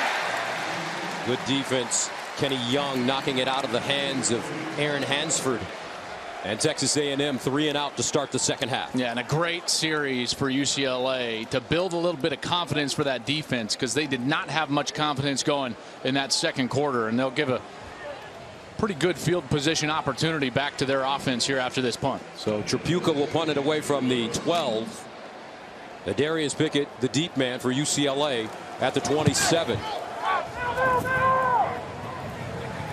Pickett from the 30, and he's wrapped up and taken down immediately by the 12th man, and that's Gillespie. Hollywood is the place to be right now, and Texas A&M feeling really good about being out here in the sun. 38-10, Texas A&M leading UCLA. Josh Rosen, the numbers 9 of 23, 114 yards. He was sacked twice and knocked down 7 other times in the first half. He'll start from his own 30. The pitch, Ola run for me. A yard. Alaka again with the tackle. So if you're the Bruins, what do you do, Joe? Well, they're coming out and trying to establish the outside run game, outside of the tackles. That's the only run game that was very effective for them. And then watch throwing the ball to the tight ends. Rosen rolling out, goes on the move, and his receiver will not get back to the line of scrimmage. Austin Roberts wrestled down by Armani Watts. The only two things that they really had any success with outside of the long throw to Jordan Lasley was running the ball outside and some occasional space that they were able to find with guys like Caleb Wilson, number 81, or there with Austin Roberts. But these obvious passing situations are where Texas A&M is teeing off on Josh Rosen. Soso Jamabo checks in at running back, 3rd and 10 at the 30 for Rosen. Steps up, throws, caught, first down. Caleb Wilson, the tight end. Those are the guys that are getting space, are the tight ends. And Wilson, sure-handed, really smart player, good effort. 12-yard gain, first down at the 42. Late substitution coming in. Austin Roberts. Yeah, one of those tight ends. You know, they're going to work with these 2 tight end sets now for pretty much the duration of the game. Play fake. Rosen sets up deep. Oh, gets crushed. And Rosen is down. Charles Oliver.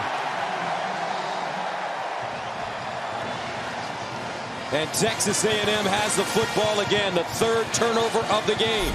Just nothing you can do as a quarterback because the blitz is coming from the outside. Late onto the field, Austin Roberts lined up on the right side and just gets absolutely run around. In pass protection, Rosen had no shot. Ball comes loose. A&M doing what they do. Getting to the quarterback. It's been much of the same all day long. Josh Rosen on his back on the Rose Bowl turf. A&M takes over at the UCLA 37, 1st and 10. Ford outside, turns it up, lowers his shoulder and gets 7, maybe 8 on the play. Nate Metters with the tackle. This is when you got to let that offensive line eat a little bit. Boy, this line has been so good. Ford a bit hobbled. He'll come out of the game. Nick Starkel out of the gun. Kendall Bussey enters for the first time at running back for A&M. Play fakes. Underneath, caught. Kirk turns it up. Gets to the sideline, lowers his shoulder and goes down. And Darius Pickett with a tackle after a 14-yard gain. What a move from Kirk after he caught the football. Understanding that it was man coverage, he had one player to beat, and he spun out of that tackle right away.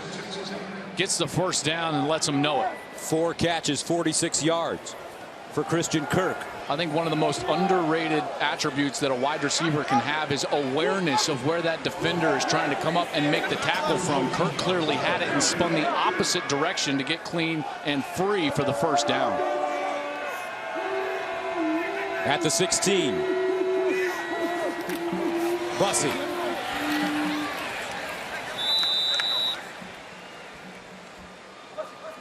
Talking about that awareness. As a wide receiver, you have to understand that the defender's always going to try up and tackle your outside or closest to the sideline. Kirk immediately spins the opposite direction and gets the first down. That's because defensive coaches always teach those defensive backs, keep your outside arm free. and try to make the tackle towards the inside where the pursuit of your defense is coming. 2nd and 5. Play fake. That one deflected and incomplete. UCLA getting pressure. Phillips. And this ball picked up. And incomplete pass is the call. Jalen Phillips knocking it down. I have no idea why they were running that. That was such a clear pass and incompletion. Finally getting a little bit of pressure. They're coming with the pressure, and Jalen Phillips, a really good-looking true freshman, long, athletic. He's 6'5", 255 pounds, NFL size and speed, getting stronger as a youngster, but he's able to come in and bat that ball down. They are very high on Jalen Phillips. They think he can be one of the next great front 7 players for UCLA. Of course, they've had a few. Anthony Barr, Miles Jack, and they think that he's maybe next in line. From Redlands, California. 3rd down and 6 at the UCLA 12 for the Aggies.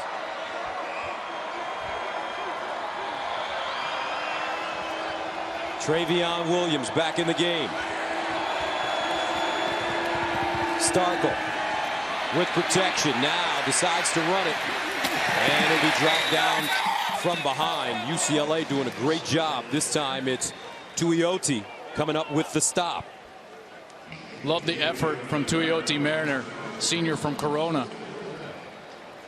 Had to spin out, and Starkel slow to get up. You know, Tuioti, he came and kind of rolled up on the back of his feet as they slid towards the sideline. Let's hope Starkel is going to be okay.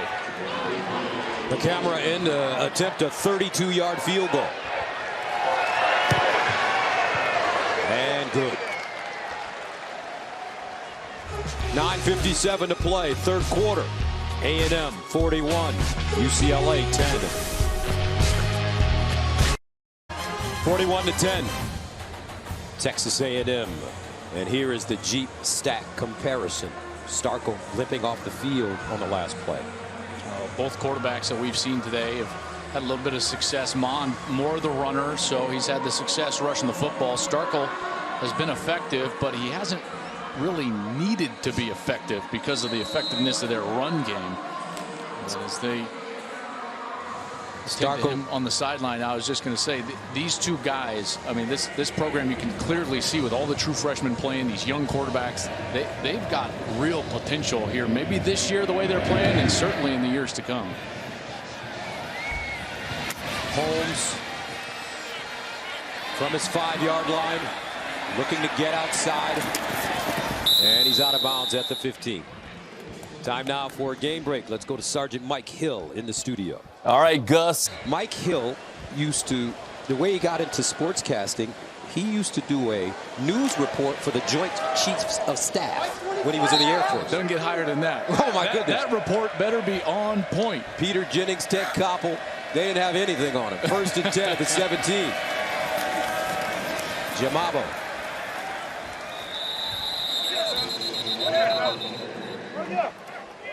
There's just nowhere to run inside the tackles. You know, the only success they've had is on the outside. This offensive line has been dominated by the front 7 of Texas A&M. A year ago, the story for UCLA was their absolute inability to run the ball. They were 127th in the country running the ball, averaging 84 yards per game. They're even worse than that today. 2nd and 9 at the 18. And it's Jamabo again. Pushed out of bounds by Dotson.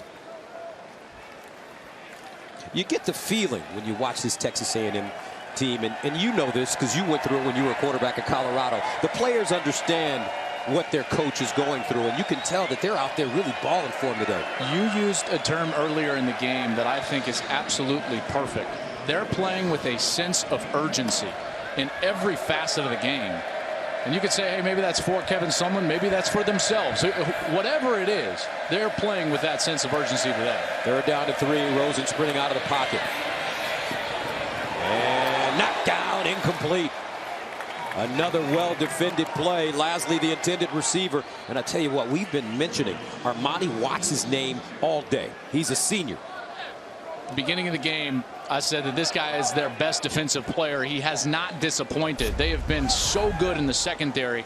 You're going to see him flying in, laying out right in front of Lasley, knocking it down. Christian Kirk, the deep man. He will have the ball at the 27-yard line on the fair catch.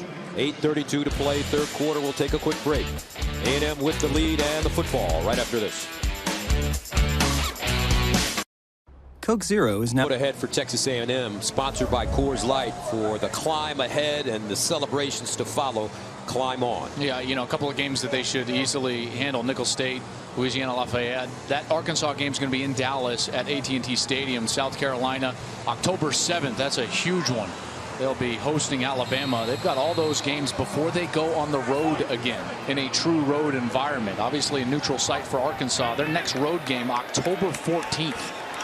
Going to Florida. But there's a bigger question for Coach Sumlin and these Aggies that has to be answered this season as they run it on first down with Williams. The Aggies have started the last 3 seasons 5-0, 5-0, and 6-0, but finished each season 8-5 overall and unranked. Now, their athletic director had some very strong things to say at SEC Media Day. Scott Woodward said Coach Sumlin knows he has to win. He has to win this year. Why have they struggled in the second half of seasons? You know, there's any number of theories, whether it was their strength and conditioning, their mentality, key injuries. I certainly think that injuries were a huge factor a year ago. Mond over the middle, incomplete, intended for Rogers. But they've addressed some of those issues. In particular, they hired what I felt like was one of the best strength and conditioning coaches that there was available. Mark Hockey was his name. He's worked at Florida State, Georgia, Alabama, but he came in and their entire emphasis was the fact that their line on each side was going to be tougher than their opponent.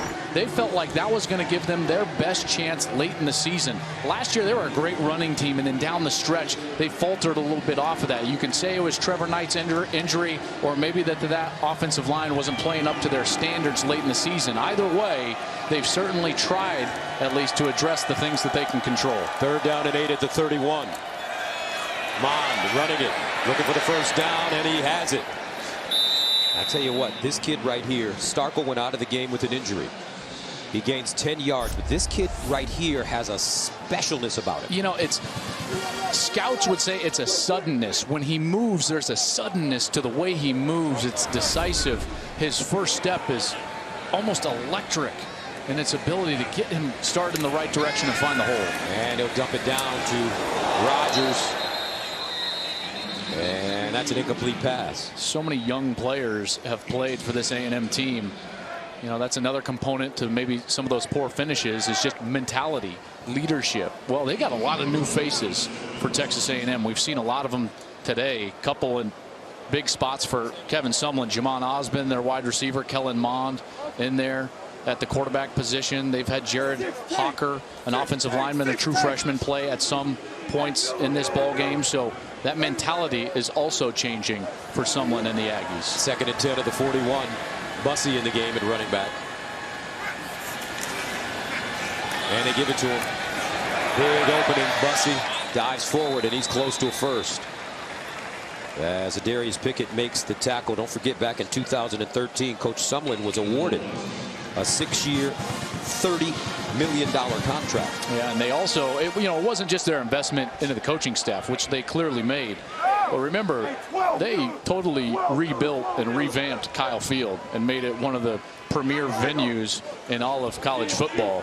And so there's been a significant investment into this program, and they're wanting to see some of the returns on that investment. 1st down and 10 at the 49. And Bussey gains a few. Pickett again with the tackle. There is and it's really clear at Texas A&M. Yeah, they expect division championships, conference championships, and to compete for the national championship. Yeah, and certainly after that year with Johnny Manziel, they beat Alabama on the road.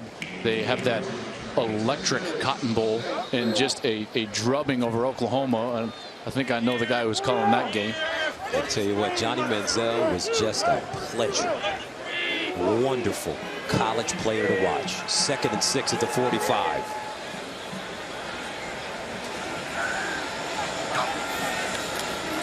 Mond in trouble. And Mond will be sacked. Rick Wade getting into the backfield. Couple of young guys. Jalen Phillips was also in the backfield. Here's Phillips. Here's Wade. They're going to both get into the backfield, beat that right side of the offensive line. Excuse me, Wade was from the left defensive end spot as we were looking at it. Both getting in there, collapsing the pocket. Mond does a nice job of not turning the ball over. It was a little careless with the football, and you could tell it entered his mind, and immediately he got a second hand on that ball and brought it down. So that makes it 3rd down and 15 at the 46.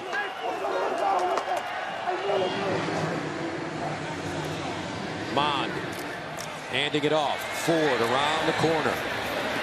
Quick feet. Still on his feet. And a 1st down.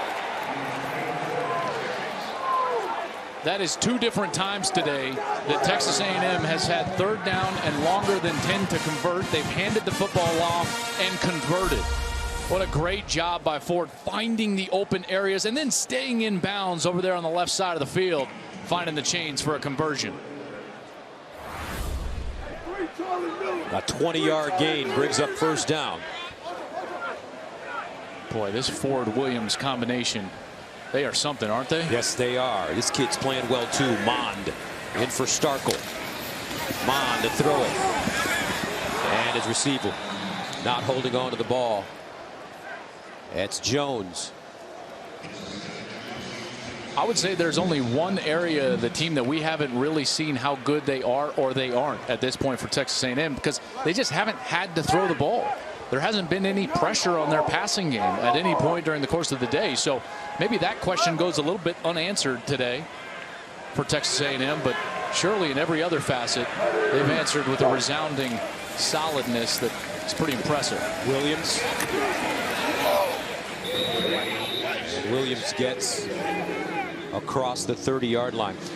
Looking at Kellen Mond, and I know this may be a bit much because he's still a young kid, but for some reason he reminds me of the kid at Texas Tech last year that went to Kansas City in the 1st round, Mahomes, in terms of his elusiveness. I know we haven't really seen him throw the ball like we saw Pat last year. And Patrick had such a talented arm.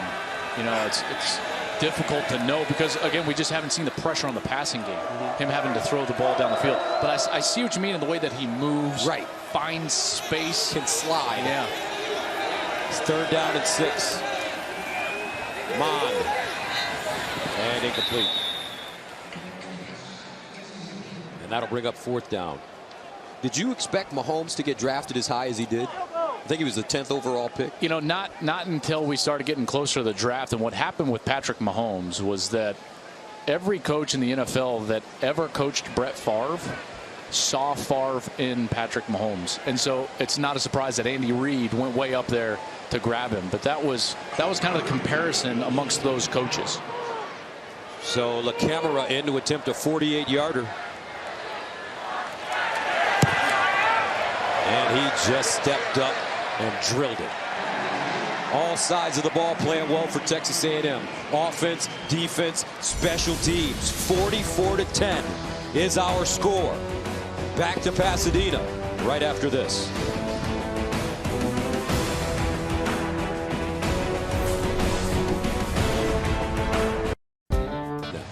Texas A&M leading UCLA, the season opener for both of these teams. They played in College Station last year. Close game with A&M winning in overtime. Different story today. Bruins have been outplayed in every facet of the game. Man will send it away. Darnay Holmes is the deep man. And he will not return this. The Aggies have won 20 straight non-conference games in the regular season, the 2nd longest streak in the nation to Alabama. Saturday, it's a big-time college football doubleheader on Fox. First, Nebraska looks to flex their Big Ten muscle when they take on Oregon at 4 Eastern. Then, number 14 Stanford battles Heisman Trophy hopeful Sam Darnold and the number 4 USC Trojans at 8:30. It's College Football Saturday starting at 4 p.m. Eastern on Fox. What's David Shaw got in Palo Alto this year? You know, he's got a throwback Stanford team. great on the offensive line, deep on the offensive line, a defense that could be the best in the Pac-12. They're going to be very difficult to handle. And this ball caught by Wilson. He turns it up and gets to midfield before being taken down by Watts. I love watching Caleb Wilson have success in college football. I played for his father, who was at Colorado as the defensive line coach, so I knew Caleb when he was just a little boy, running around on the field, catching the ball. He's always had those great hands. I love watching him play on this stage. Rosen over the middle. And one thing that I have to really tip my hat to Josh Rosen, he is a tough hombre. He has really been whacked around this afternoon. You know, and I gotta say, there are those out there that criticize Josh and say he doesn't love football. You don't go out there and battle like he does in these scenarios, like A&M last year and this year, Arizona State a year ago when he got hurt, unless you love the game. This man loves to play football. Second down and 10. And it's Jamabo spinning. Rosen made some off-season headlines on the internet with some of his comments about football and school, and also about the University of Alabama. Yeah, I think Alabama was more a placeholder, you know, for his comment. It wasn't necessarily a shot at the Tide, but, you know, what Josh Rosen said was essentially football and school don't mix.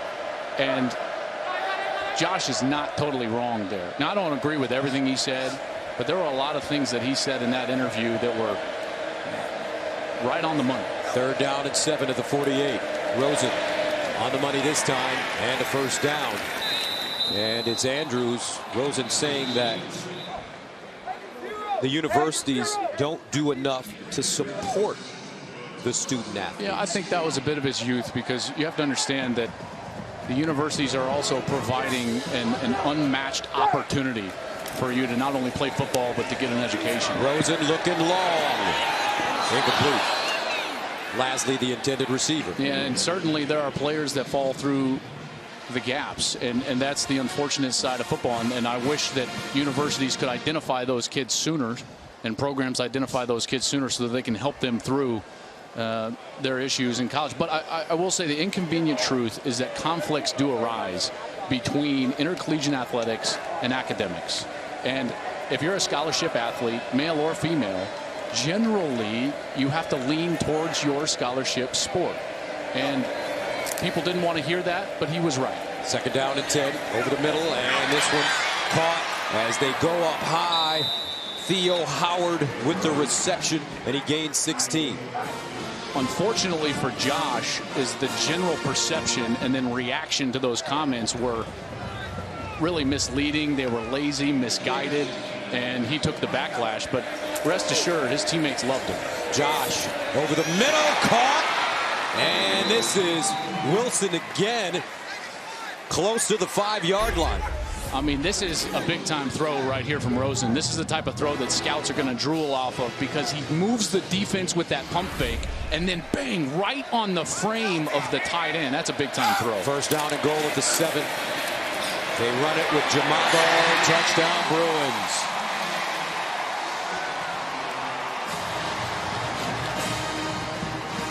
One thing you can say about Josh Rosen, not only is he a talented athlete, his teammates love him. They played like it on that series. Great series. The O-line stepped up, started protecting Rosen, giving him some space, and the wide receivers began to create space in the back end, in particular Caleb Wilson, the sophomore from Dallas. Molson in for the extra point, and it's good. UCLA refusing to quit. 2:06 to go in the third, 44-17.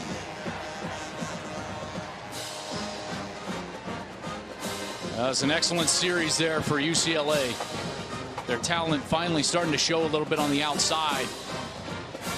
Clearly, maybe Texas A&M calling off the dogs a bit. Not quite as energized on defense as what we saw. I don't know if they were calling off the dogs as much as it's just hard to play with that sharp of focus and effort like they were for the majority of the 3 quarters that we've witnessed so far here at the Rose Bowl. And if you're a little bit off in this sport, you're going to get beat.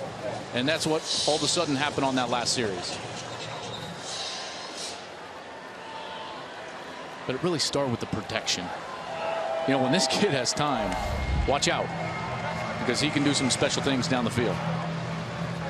8-play drive covering 75 yards. Jim Mora. Talked to him yesterday at their team hotel. Asked him if he was feeling any kind of pressure. He said, not a bit. I've been doing this for a long time, and I don't pay attention to what you media guys have to say. You don't know what you're talking about. Don't you love it when they say that? You media guys. That's right.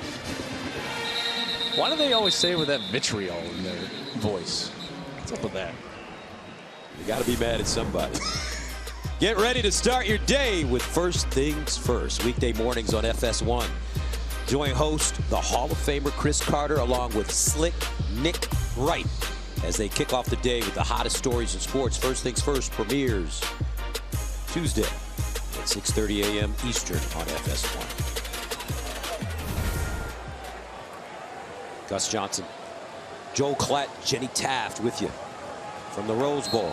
Opened in 1922. Home of the big bowl game, the Rose Bowl, in 1923.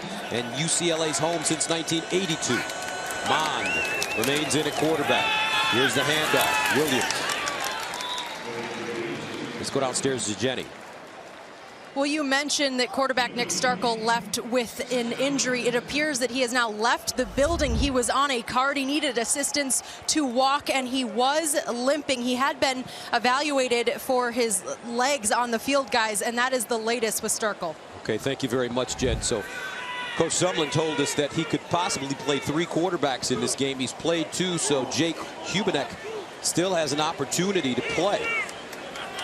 There's Jake, junior from Georgetown, Texas. 2nd and 9 at the 26. And they hand it off to Williams. Trayveon. All right, let's go to the studio for a game break with Sergeant Hill. All right, Captain, got a good one going at FedEx Field. Virginia Tech, West Virginia going back and forth, tied to 17 here when Josh Jackson finds Cam Phillips, who's having a huge night. 32-yard strike right there. Phillips over 120-yard receiving so far. His team leading 24-17 in the third. Back to you, Captain. Mike Hill, all right.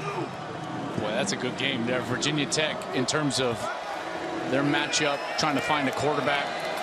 Justin Fuente, one of the best young coaches in America.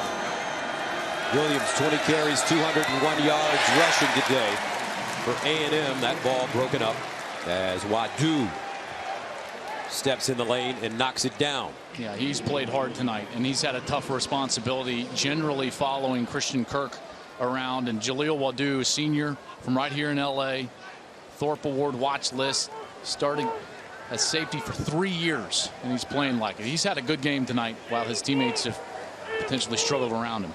Shane Tribuca comes in to punt for the 4th time. Damian Alloway, the deep man for UCLA. And that ball will take a bounce and die at the 15. Well, they got a nice rhythm offensively going last series for UCLA. Let's see if that can continue. Remember, it started up front protecting Rosen and then throwing the ball to the tight ends, and in particular Caleb Wilson. Very interested to see if Texas A&M tries to adjust and potentially put number 23 Armani Watts over the top of number 81 Caleb Wilson. That'd probably be a better matchup for Texas A&M than allowing a linebacker to try to run with the athletic tight end here for UCLA. Wilson, 6 catches, 87 yards. First down at the 15. Rosen underneath, and it's called by Wilson. He gained 6.5, maybe 7. Watts with the tackle. That's exactly what happened. Watts there shadowing on that side of the field, but like he has this entire half, Caleb Wilson's been the only Bruin that can create space and allow Rosen an opportunity to get a completion down the field. So we got an A&M player down here just reaching after his leg. That's Deshaun Capers-Smith, 6-foot junior. He was the Louisiana Gatorade Player of the Year, Mr. Football, in high school as a quarterback. And how does that happen, Joel? You play one position and high school, just and then you get to campus, and then all of a sudden they say, oh, yeah, you played quarterback in high school. Nice. Now you're going to go to defense. Well, how is that decision made by coaches? It's a great question. First of all, you have to understand that at a lot of high schools, on a lot of high school teams, you just put your best player at quarterback. That doesn't mean he's a natural quarterback. It just means that you want the ball in his hands because he is a dude. And so naturally he's going to maybe be a wide receiver or a running back, or we've seen quarterbacks go back and play safety, sometimes nickel back, and that's where Caper Smith finds himself as the starting nickel for Texas A&M. 2nd down and 2 at the 23.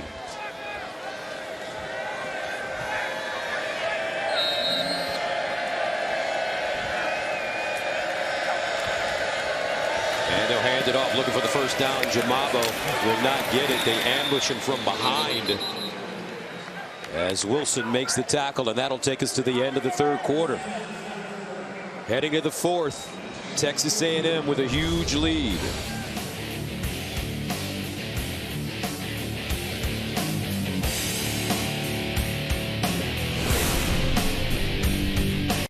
A&M fans sawing the horn here in Pasadena. I mean, what a weekend for the Aggie fans.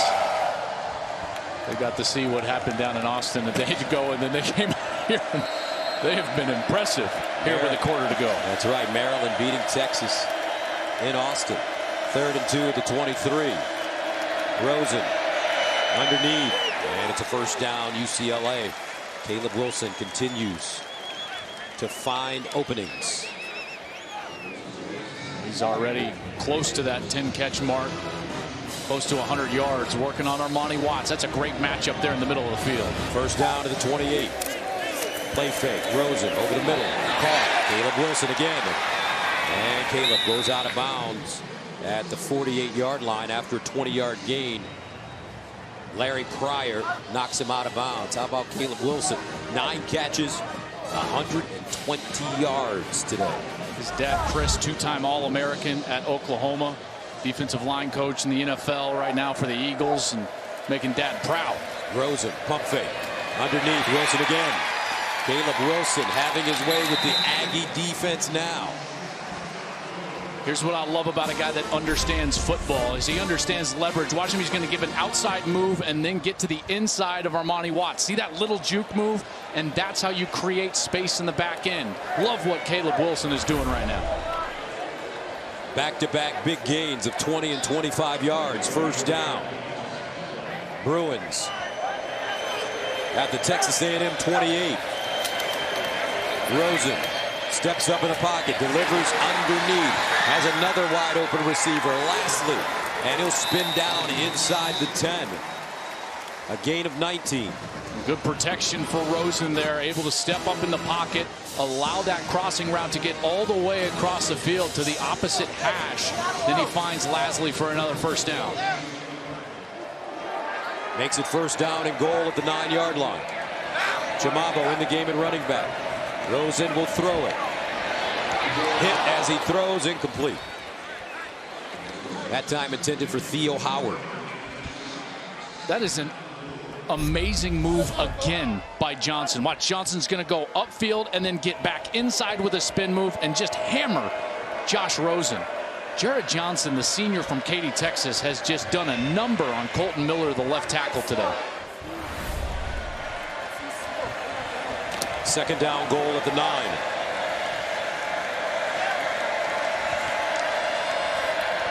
High formation. Jamabo, the deep man. The hitch, near side. Andrews, touchdown. UCLA.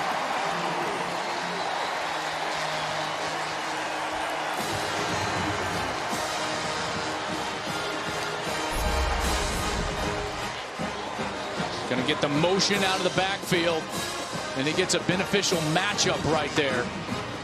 And making people miss in space. He makes Howard miss and dances into the end zone. That's too easy there on the outside. Nice drive again for UCLA and Josh Rosen. J.J. Molson, extra point is good, so we've got a 20-point game. 13:22 to play in the fourth quarter. Stranger things have happened. 44-24. UCLA scoring quickly. 75 yards they go in 2 minutes and 2 seconds, then 85 yards in 2 minutes and 4 seconds to cut a 34-point deficit to 20. Well, now you're looking at just a 3-possession game, and that's a lot of time left for just 3 possessions. Remember, Texas A&M now going with a true freshman quarterback. Can UCLA make him make mistakes? Kirk brings it out of the end zone. And knocked out a play as he crosses the 25. Well, if you're the defense now, the strategy has to be that we're going to put every asset we can up to stop the run. Force Kellen Mond to be the difference in the game. Force him to throw the ball, make decisions, attack you in the secondary. Look for man coverage, aggressive technique, and all the safeties up near the line of scrimmage to stop this dominant run game that has churned out a couple of 100-yard rushers, including Trayveon Williams, that's gone over the 200-yard mark. Mond is 1 of 8 passing. There it is. Man coverage on the outside. Here's a handoff. Not a lot of room for Bussey. He'll pick up a 1.5 yards. Earlier in the game, UCLA was playing with 2 safeties back, but now they dropped one of those safeties into the linebacker spot. Now 3 linebackers there, and A&M can't block every one of those players. Again, running the football always just comes down to math. Do you have enough dudes to block their dudes? And on that play, they didn't. 2nd down and 9. Trayveon Williams back in. He goes in motion. Mond to throw it. Mond winds up down the field, incomplete. 1 for 9. 3rd down and long coming up. And you sense the energy picking up a little bit for UCLA here. They've come out and been very aggressive on this series. It's going to be man coverage. Corners right in the face of the wide receivers. Safeties in the box trying to stop the run.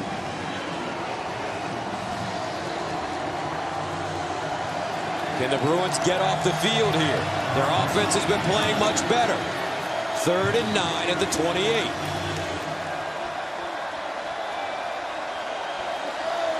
Mond out of the shotgun. Mond will throw it under pressure. Uses his legs and picks up a 1st down. A 15-yard gain on 3rd and 9. Well, UCLA had the correct defense called. They're actually going to spy Kellen Mond because he's so good with his legs. But look at this. He makes the move, and the tackle is not made in space, and he moves the chains. 8 carries, 49 yards for the freshman. And he hands it off to Williams.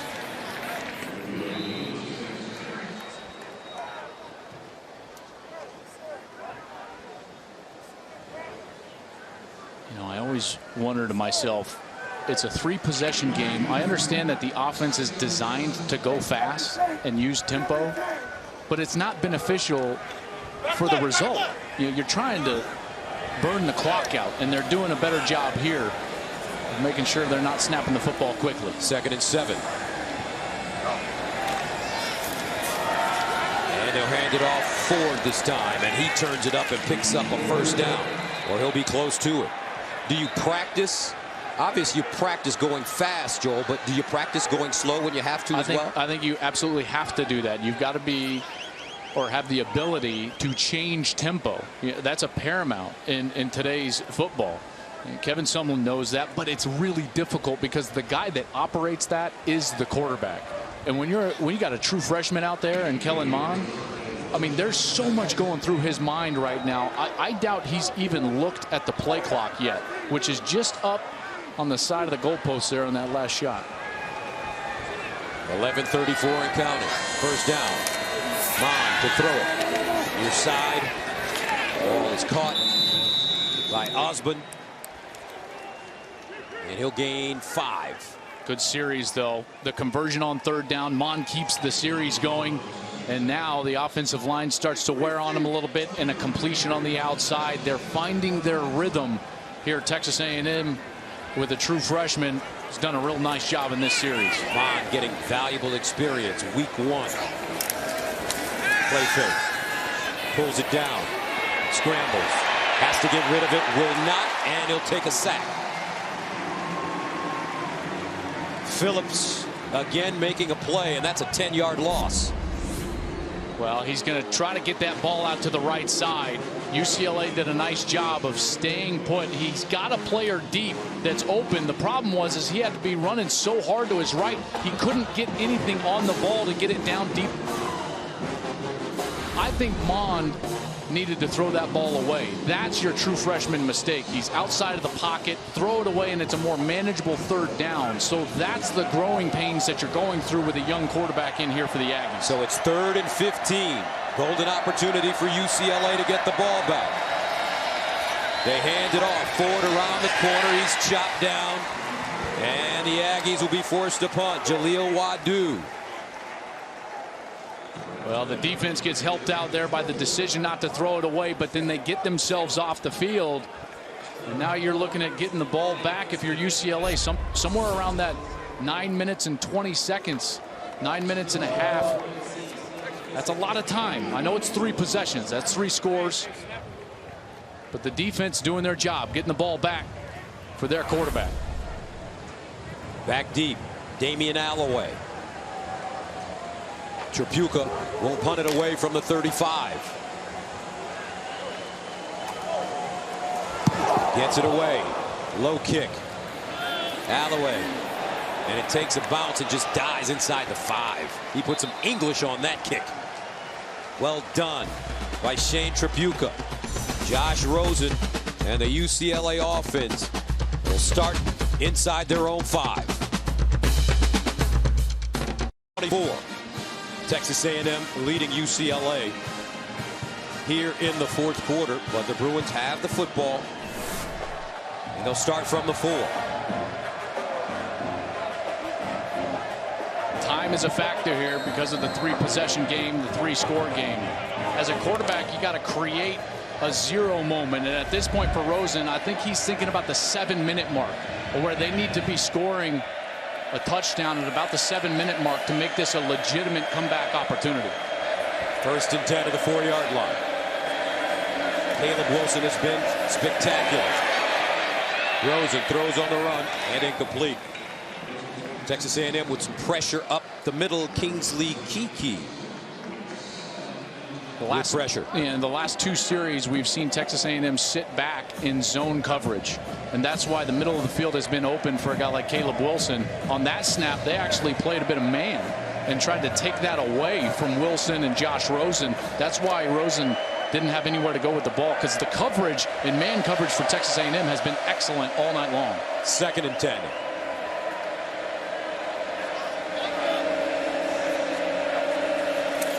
Rosen. Over the middle, caught! And look at him go! Andrews tripped up at the last moment. He could have broke that one for a touchdown, a 28-yard gain. Well, at the top of your screen, you're going to see a great route get executed. I told you they were in man coverage, so he sells going to the outside and then cuts back to the inside, creating some space for the quarterback, and Rosen hits him in stride. 1st down at the 32. Rosen, pump fake.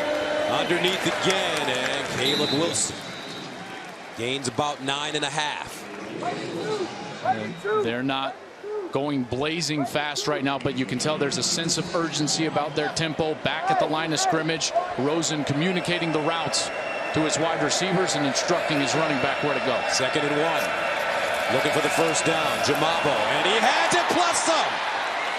Diving forward. Let's see where they spot it.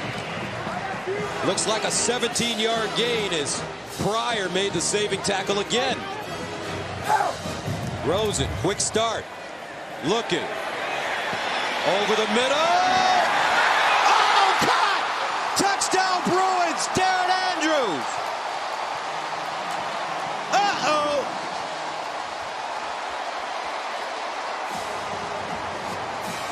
And we have 8 minutes and 12 seconds to play. 96 yards right down the field. Rosen makes a huge mistake. That is right in the hands of Deshaun Capers-Smith. And it goes right there. Andrews was surprised that the ball even hit him in the chest. Huge mistake. A&M can't convert. Extra point good. Bruins go 96 yards in 1 minute and 6 seconds. 8:12 to play. Don't go anywhere, folks. It's going down at the Rose Bowl. The offensive line figuring out a way to protect Josh Rosen. And so far, our progressive performance of the game goes to. Well, it's got to be the rushing game, at least so far, of A&M, because they still do have the 2-possession lead, right? So the progressive performance of the game is these 2 running backs, Trayveon Williams and Ford from A&M. 200 yards for Williams, 113 so far for Ford. They have just been eating up the defense. But now we're going to see exactly how good this running game is. And the Bruins send it away, and it will go into the end zone for a touchback. At one point, the score of this game was 44-10. With 4:08 to go in the third quarter, UCLA has scored 3 touchdowns. One drive, 202. Another drive, 204. Their last drive, 106. As we look at the progressive performance, Keith Ford and Trayveon Williams with a combined A&M 361 yards rushing. But here's the question.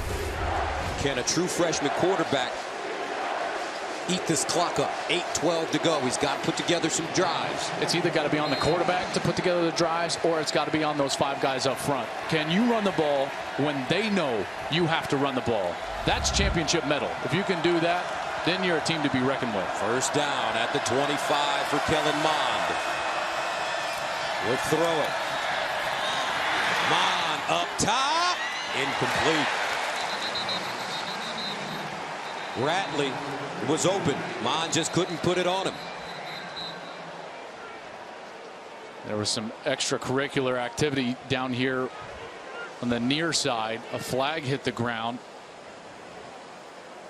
Darius Pickett was. After the play was over, unsportsmanlike conduct, taunting, number 6 defense, 15-yard penalty, an automatic first down. I mean, those penalties are just killers. Pickett, the safety, was working on Jamon Osmond, the true freshman, and there was some physical activity at the snap, and Pickett ends up kind of throwing Osmond to the ground, but then he stood over him, points at him. There's no room for that. I mean, you're giving him a free first down now, and you change the field position, because a punt from this point will most likely back you up inside the 20-yard line, even if you can get off the field as a defense. First down at the 40-yard line. Mond. And he throws a missile to Kirk. Christian Kirk with a gain of 15. Now there you go. You talk about, that's their first big-time throw of his college career. In the pocket, needs to complete it, and he throws a corner route on the money. Here's Mond running it. No, he flips it out to Kirk. Kirk. And he'll be knocked out of bounds around the 40-yard line by Darnay Holmes. And a good decision there from Mond. They run the zone read, but he's got the option to still throw it. So it's kind of like the modern version of the triple option. Mond makes a great decision, gets the ball out to Kirk, and creates a second and manageable situation as the redshirt freshman Nick Starkel, who started the game, watches on. 2nd and 4, offside on UCLA. So now the Bruins showing a lack of discipline with the personal foul penalty for taunting by Darius Pickett, and now an offside. Prior to the snap, offside, contact in the neutral zone, 94 defense, 5-yard penalty, 2nd down. Nick Terry. And 2 of the most infuriating penalties from a coach's standpoint. One, just a total mental judgment lapse, the unsportsmanlike conduct from Pickett, and then the nose guard of all people staring at the football right below him, jumps off sides and makes contact. That's got to make Jim Mora just infuriated right now. So a first down for A&M at the UCLA 34. Trayveon Williams Back in at tailback. Mond to throw it. Mond standing strong in the pocket. Incomplete. Kirk had a step. UCLA trying to double team Christian Kirk. You have to do it because he's so dangerous. And boy, that was just outside of the reach. It was a pretty good throw. I mean, within inches of being a completion down inside the 10-yard line. I mean, Mond's a great athlete and he can run it. I know he's a dual threat guy, but this guy can throw it now. He's got a great motion. He's got some velocity down the field. I love the way he sets up in the pocket. He's confident. Kevin Sumlin has got himself something here in this true freshman quarterback. 2nd and 10. Play fake. Mond breaks contain. Turns the corner. Down the sideline. Tiptoe through the tulips. Mond. Did he stay in? No, he didn't. Out of bounds at the 21 or make it the 22. Oh, he almost kept himself in bounds. More importantly, gets the first down, moves the chains, and that was awful close over there on the sideline. This guy is electric on the outside. And that left foot just came down out of bounds. Right there. Boy, the electricity when he hits the edge, he has got some serious giddy-up. 10 carries, 50 yards. First down. Mond running it again. Spinning. And this is such a career-building drive for Kellen Mond, the young freshman from San Antonio, Texas. These reps are invaluable right now. You have no idea how severe the injury is to Nick Starkel. And now Mond in this big scenario as UCLA is mounting a comeback, comes on the field and has orchestrated a brilliant drive for the Aggies. 2nd down and 3 at the 15. And they'll run it. Williams. And he just gets back to the line of scrimmage. May have lost a yard. Rick Wade with the tackle. You know, with his ability to run here on 3rd down, the clock moving, I would be shocked if there's not going to put the ball in his hands in some zone read capacity. Not with a pass option on it, because you don't want to stop the clock artificially for UCLA. You've got Trayveon Williams in the backfield. Allow Mond to make the play with his feet. 3rd down and 4 at the 16. Mond in trouble. And taken down. What a play. Keyshawn Lucier South. Well, you certainly don't want to take a sack in this situation. Lucier South just totally unblocked. Missed assignment up front. Trayveon Williams, I think he made a mistake. He's supposed to block the edge, the running back.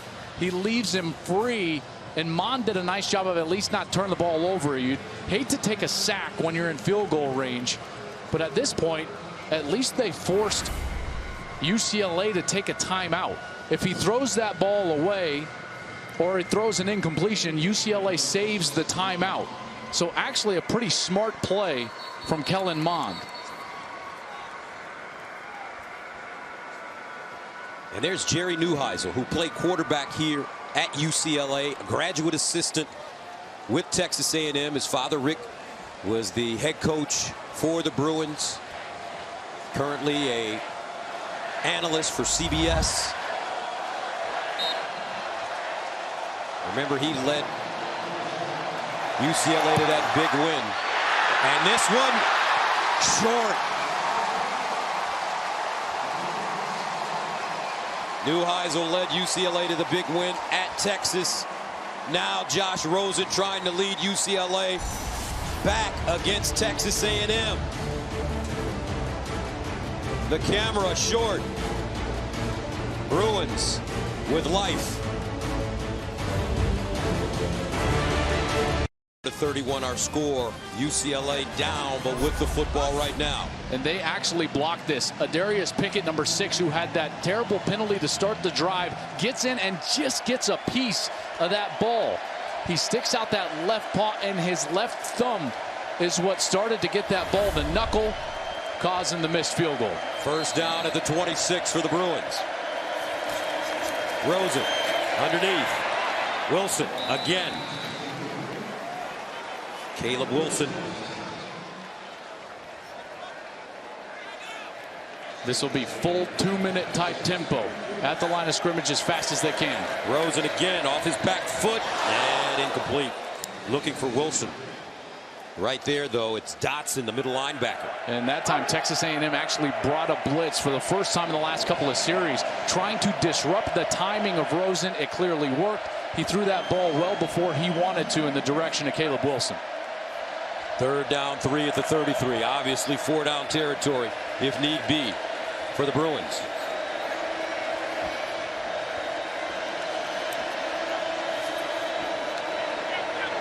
Rosen over the middle, nobody home.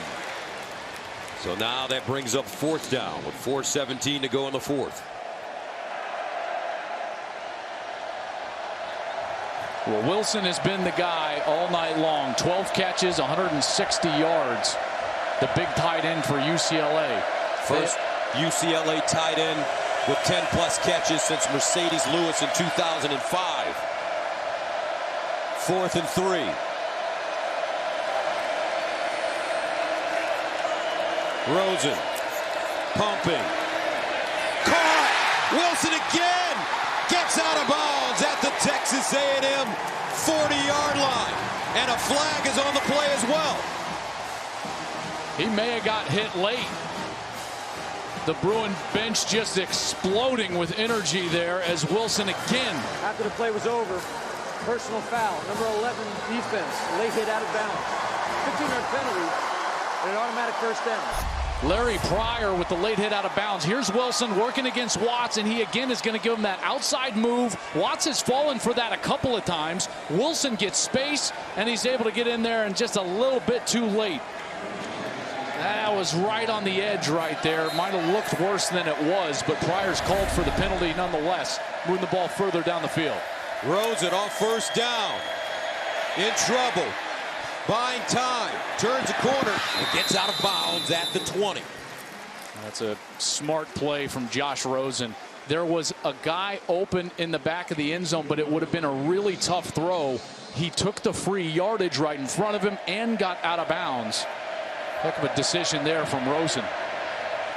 2nd down and 6 at the 22. Jamabo in the backfield with Rosen. Rosen under pressure, slings it underneath, and it's caught at the 10-yard line by Darren Andrews. He went sidearm, a la Matt Stafford. He had to. There was a free rusher. Texas A&M brought a blitz. It was a free rusher in the face of Rosen, but he got him around for the completion. First down at the 11. And the officials blow it dead prior to the snap. Wilson. False start. On the offense, all 11 players were never set prior to the snap. 5-yard penalty, first down. That's a quarterback mistake there. I know he saw the look. He wanted to snap it quickly because Wilson was going to be wide open for the touchdown. But you got to let all 11 players get set. And that's the quarterback's responsibility to make sure that everybody is lined up. So they back it up 5 yards. 1st and 15 at the 16-yard line. It'll give Rosen a little more room to throw it. Josh Rosen under pressure, throws, caught in the end zone, touchdown, Theo Howard. What a throw by Josh Rosen.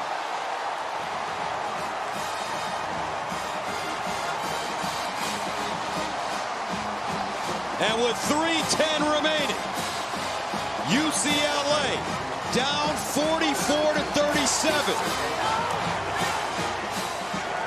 That was one of the more incredible throws I've seen in a long time.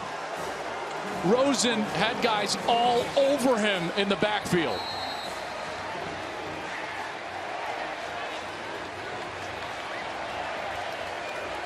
Molson for the extra point. Good. 3:10 to go. 44-38. Can UCLA get the ball back again? Rosen has to elude the first rusher, and as he's trying to escape to his left, nonetheless, he just rears back and launches it into the end zone. Theo Howard, he comes back to the ball perfectly, and it's a touchdown for the Bruins. What an extraordinary effort from Rosen, even to get that ball anywhere close to the end zone. What an extraordinary comeback this has been. Texas A&M thoroughly dominated UCLA in every facet for 2.5 quarters. And now a brilliant quarterback who's been given time to throw in the pocket has brought his team all the way back. And they are bouncing on the UCLA sideline now. At one point, the score was 44-10. In 16 minutes, the Bruins have made this a 44-38 game.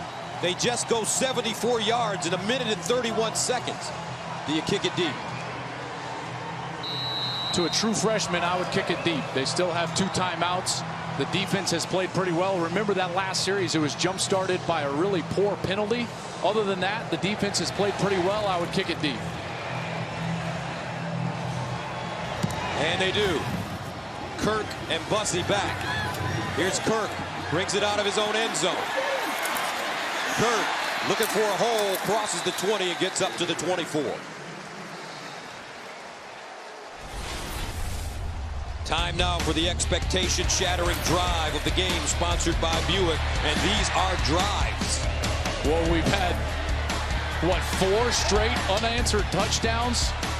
They got a 34-point deficit. They've come all the way back, making this a 6-point game. The extraordinary effort from Josh Rosen, 28 unanswered points for the UCLA Bruins. You give that man some time in the pocket, and he will carve you up. This has been extraordinary in the second half. Now the true freshman back on the field. He's got to milk the clock. Mond running it, looking. And Mond will gain about 4 yards on the play, as Octavius Spencer comes up and knocks him down. They give him 3. Well, we're going to see exactly what Mond is made of here. UCLA calls a timeout. They have 1 remaining. A&M with all 3 of their timeouts remaining. Let's go to Mike Hill for an update. And you guys got a good one there. Got a good one going between Virginia Tech and West Virginia as well. After a huge 46-yard run by Josh Jackson, got Tech inside the 5. Trayvon McMillan taking it home from 3 yards out. That put Tech up 31-24. That's where we stand late in the 4th. Gus. All right, Sarge, thank you very much. We do have a good one. UCLA. We thought they were dead and buried, but somehow Coach Mora has figured out a way for his team to protect Josh Rosen, and he has been paying off. Gus, there were 0 signs of life for UCLA at halftime. Really, even through the first 3 or 4 minutes of the second half. But that man, number 3, I tell you what, man, this has been just quite a show from him.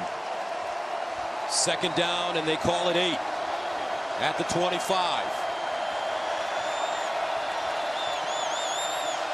Mond underneath, incomplete. Jaleel Wadu almost picked that football off. And A&M is trying to go to their most trustworthy offensive weapon, Christian Kirk. But UCLA knows that that's going to be the plan. 2 Bruins on Christian Kirk, double teaming him on the inside and outside. Biggest play of the game coming up right now. 3rd down and 8. UCLA's defense wants to get the ball back to Josh Rosen. Mond, can he make a play? Here's Mond, steps up and sacked. Tuioti Mariner. And A&M will have to punt it away with 2:45 to go. UCLA with 1 timeout left. Here he's going to come from the left defensive end spot. Jacob Tuioti Mariner. Great effort And the sandwich sack as UCLA gets off the field in a quick manner and is going to give the ball back to Josh Rosen. That defense has had a 180-degree turnaround from what they were at the beginning of the game. Darius Pickett is the deep man. Shane Tripucka will punt it away. UCLA out of timeouts now. They just used their last timeout.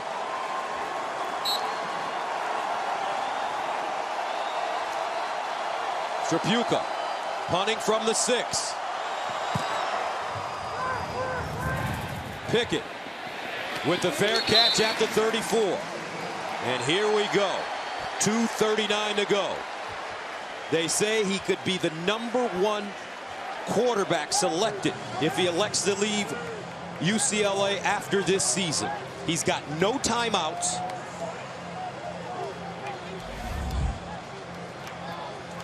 (19 of 26). He's thrown for 300 yards and 3 touchdowns. In the second half, 415 overall, 28 of 49. Rosen's been brilliant, absolutely brilliant.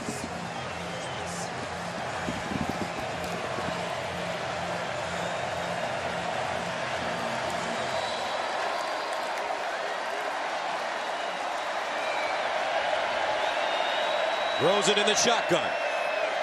Under pressure, underneath, and it's complete. Andrews gets out of bounds. A gain of 11. Now, without a timeout, they've got to be cognizant of what they're doing with the football. So when the receivers get the ball, they've got to be looking for either a first down or to get themselves out of bounds. But with 2.5 left at the 45, they're not going to be panicked about the clock just yet. No timeouts. Rosen looking left. Underneath and incomplete. Theo Howard, closest man to the football. That stops the clock at 2:19. Texas A&M has tried a bit of everything in this second half. They've changed up their coverage. They've sat back. They've blitzed. They've done everything. But the difference has been that UCLA has been able to protect Rosen regardless of what A&M is doing defensively. And he's been carving him up as Capers Smith. Deshaun Capers Smith gets his left leg attended to here on the field. They've been running a lot of crossing routes, Gus, because Texas A&M has been playing man coverage underneath. Anytime you've got man-to-man defense, you want to get your wide receivers running across the field. You don't want them settling down in space that makes it too easy to cover them. That's why you're seeing a lot of these underneath throws. If you're going to see a wide receiver come across the field, Rosen's going to want to let him get outside of the hash marks before he hits him. Second down and 10 at the 45.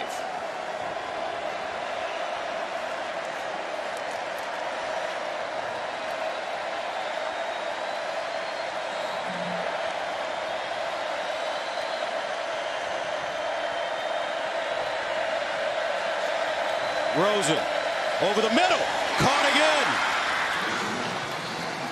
This time it's Andrews. They've got to go fast here. He did not get the first down. The clock will be moving the entire time. They've got to get a play called, get up to the line of scrimmage, and try to execute to move the chains here on a third down. 3rd and 1 at the 46.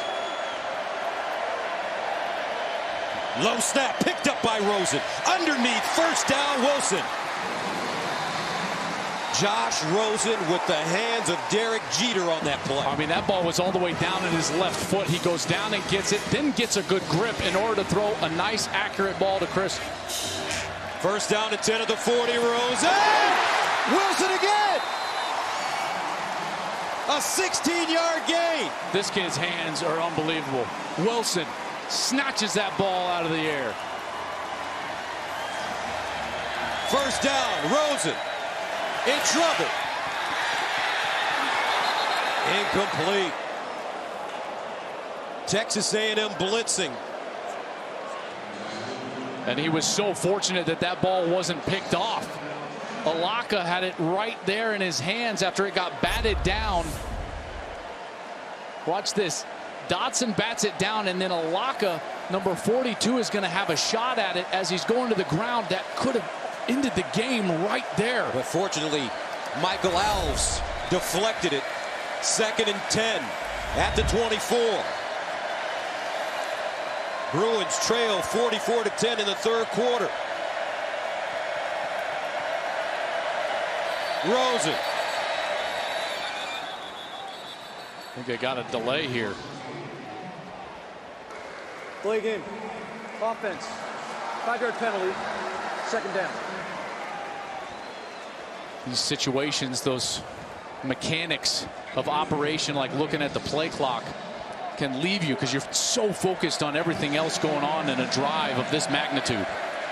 Caleb Wilson has been Josh Rosen's go-to player. Number 81. 2nd and 15. Rosen over the middle. Caught. Andrews. They back him up behind the 15. But let's see if his forward progress will spot it closer to the 10. You know, the hard part there, Gus, was that he reestablished himself after coming back, got knocked back, reestablished himself, so that's why it's not a first down. 3rd and 1, Rosen again, and a false start. False start. Mistakes. Offense. All 11 players weren't simultaneously set at any moment prior to the snap. 5-yard penalty. 3rd down. You know, these are big mistakes by Josh Rosen, the quarterback. He's got to let his players, it's not like there's 10 seconds left. There's 1 minute and 7 seconds left. He's got to calm himself down, make sure that his offensive players are aligned and set before he snaps the ball. Remember, the Bruins have no timeouts. 3rd down and 6 at the 20. Down by 6. Rosen, sideline. Jordan Lasley unable to hold on as he takes his eyes off the football. Remember, a year ago, it was a 3rd down drop in overtime that doomed UCLA in their attempt to win in College Station. There, a 3rd down drop, and the game comes down to a 4th down snap. 4th down and 6 at the 20. Bruins need to go to the 14 for 1st down. Rosen looking, drops it off, caught, Jamabo. 1st down UCLA, and he gets out of bounds with 48 seconds to go. The clock stopping. What a great read from Rosen. No one from Texas A&M went with the swing out of the backfield, which was Jamabo, and he just dumps it off for a 1st down. Rosen fakes the spike in the end zone. Touchdown! Whoa! Jordan Lasley! The legend of Josh Rosen! In full bloom! Dan Marino would be proud!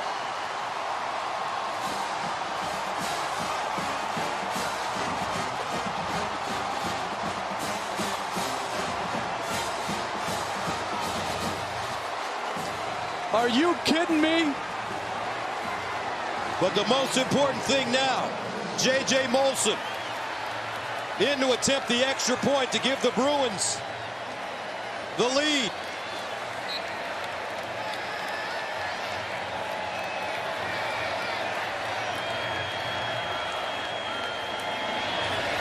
And it's good! 45-44.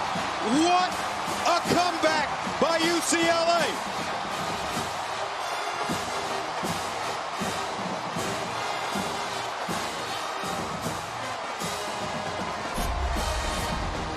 I still don't quite believe what we've just witnessed.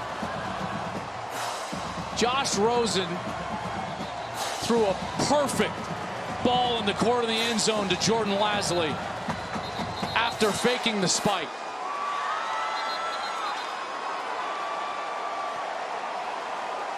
You talk about playing this game with ice water in your veins. Josh Rosen, the chosen one.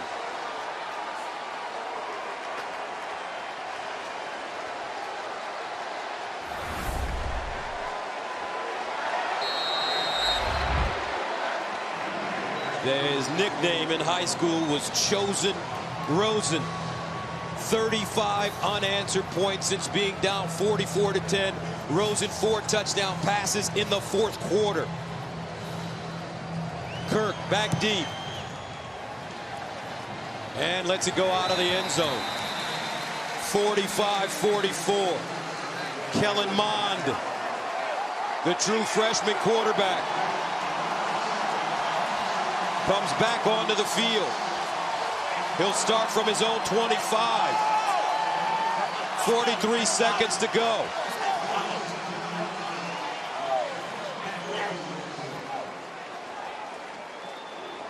And remember,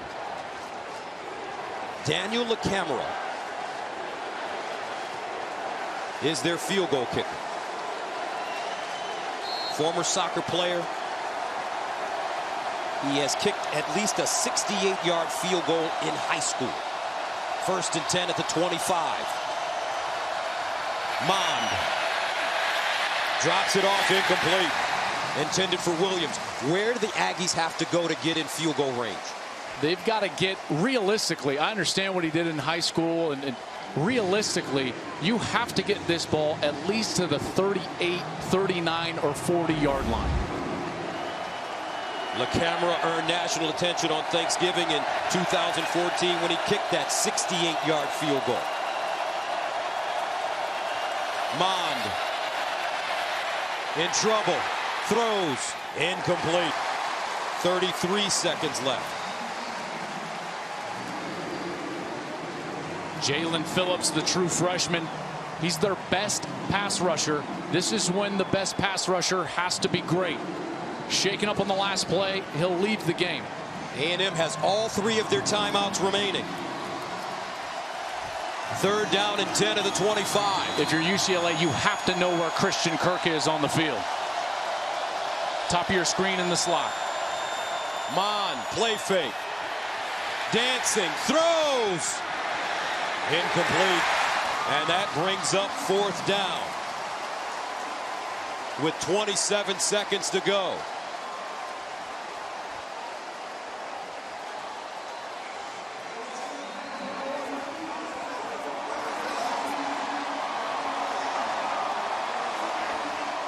Fourth and 10 from the 25.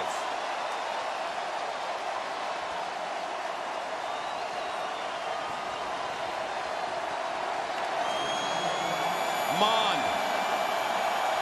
the true freshman, wants to run it. Can he get there? Mond taken down, and it looks like he has the 1st down. It's going to be awfully close.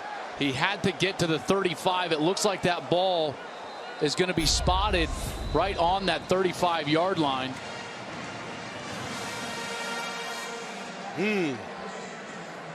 Boy, that looked like the spot was favorable by what, about the length of the football based on that replay.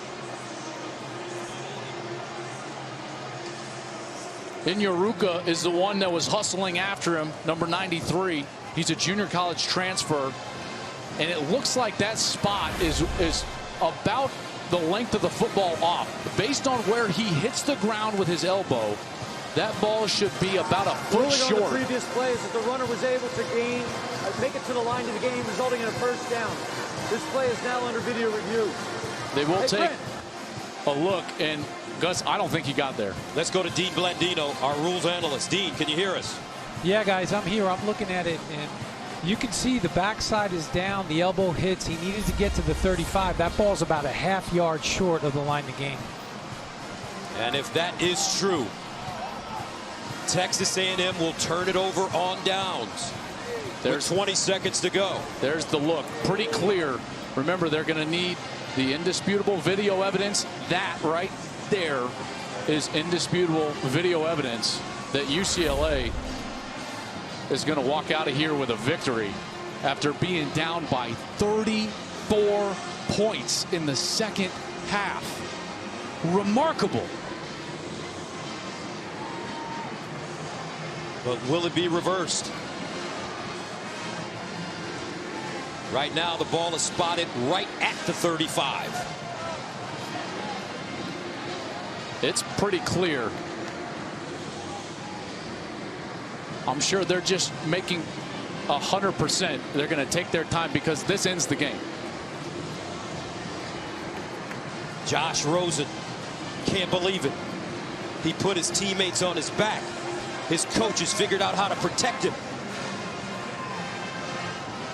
One of the great comebacks for this young man. In the fourth quarter alone, 19 of 26, 292, 4 touchdowns. And the Aggies may have a tear in their beer. Here it comes. After video review, the runner was only able to make advancement to the 34-yard line. Since the line of the game was at 35, the ball's turned over on downs. First down, UCLA. UCLA 20 seconds away from one of the most miraculous comebacks that you can ever see. Josh Rosen, chosen, Rosen.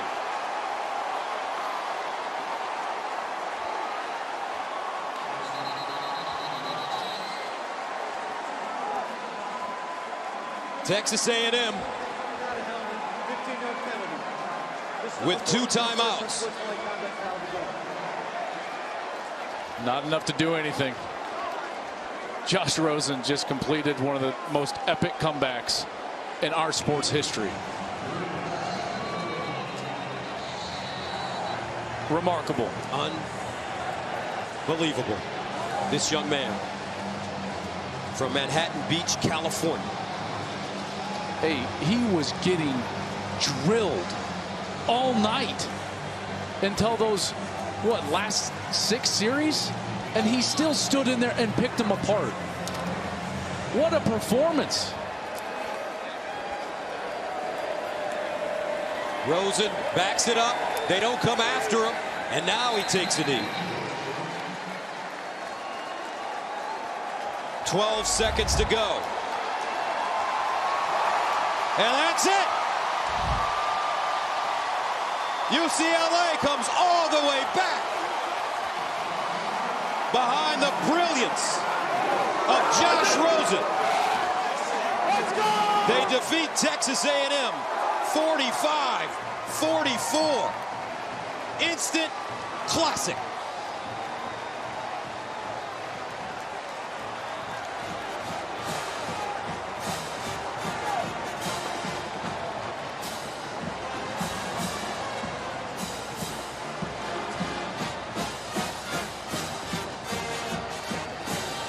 Did that just happen? I'm shaking my head right now, Coach. Kevin Sumlin is shaking his head too. The pressure will mount on him this week as the Aggies return to College Station. I will say it was not a series of mistakes that led to this. I mean, UCLA went out there and earned it. Stopped them on defense. Rosen down the field, 19 of 26 for 294 yards and 4 touchdowns in the fourth quarter alone. Coaches will tell you most games are lost, not won. This one was won by number 3 for UCLA. Rosen faking the snap inside the red zone.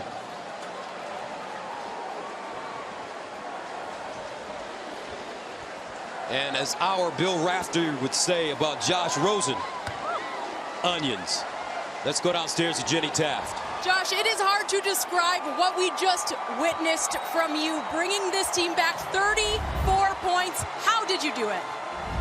I mean, at a certain point, you just got to play your offensive drives and not focus on anything else. Play the best football you can and hope that you come out on the better side at the end of it. It has been almost 11 months since you last played for this team, and home at the Rose Bowl, you get the win in this fashion. What does it mean to you? It feels great. It's been a long off season. It's been a long, long off season. A lot of thinking, a lot of reflection, and hopefully this is just the first step to a long and very successful season. Coach Mora told me at the break he wanted a response. How proud are you of your teammates and how they responded in the second? I'm so proud of them. I mean, we're breaking in a new offense. You're going to have some bumps. And in the first half, early in the first half, we just weren't getting off to the right foot. And I guess we just kind of needed a little spark in the second half, and that's what we got. And And at a certain point, it started to get bleak. But we're playing against ourselves, our own championship standard every single day. And we just wanted to go out and execute on offense and then hope that it ended up well. All right, well, you go enjoy this tonight. Thank you, Josh. Thank you. Gus? Humility, Josh Rosen. But what an ending. UCLA climbs the mountain behind this man, their leader, chosen Josh Rosen. Coming up, we'll wrap it up from the Rose Bowl. Bruins on top of the Aggies. Wow.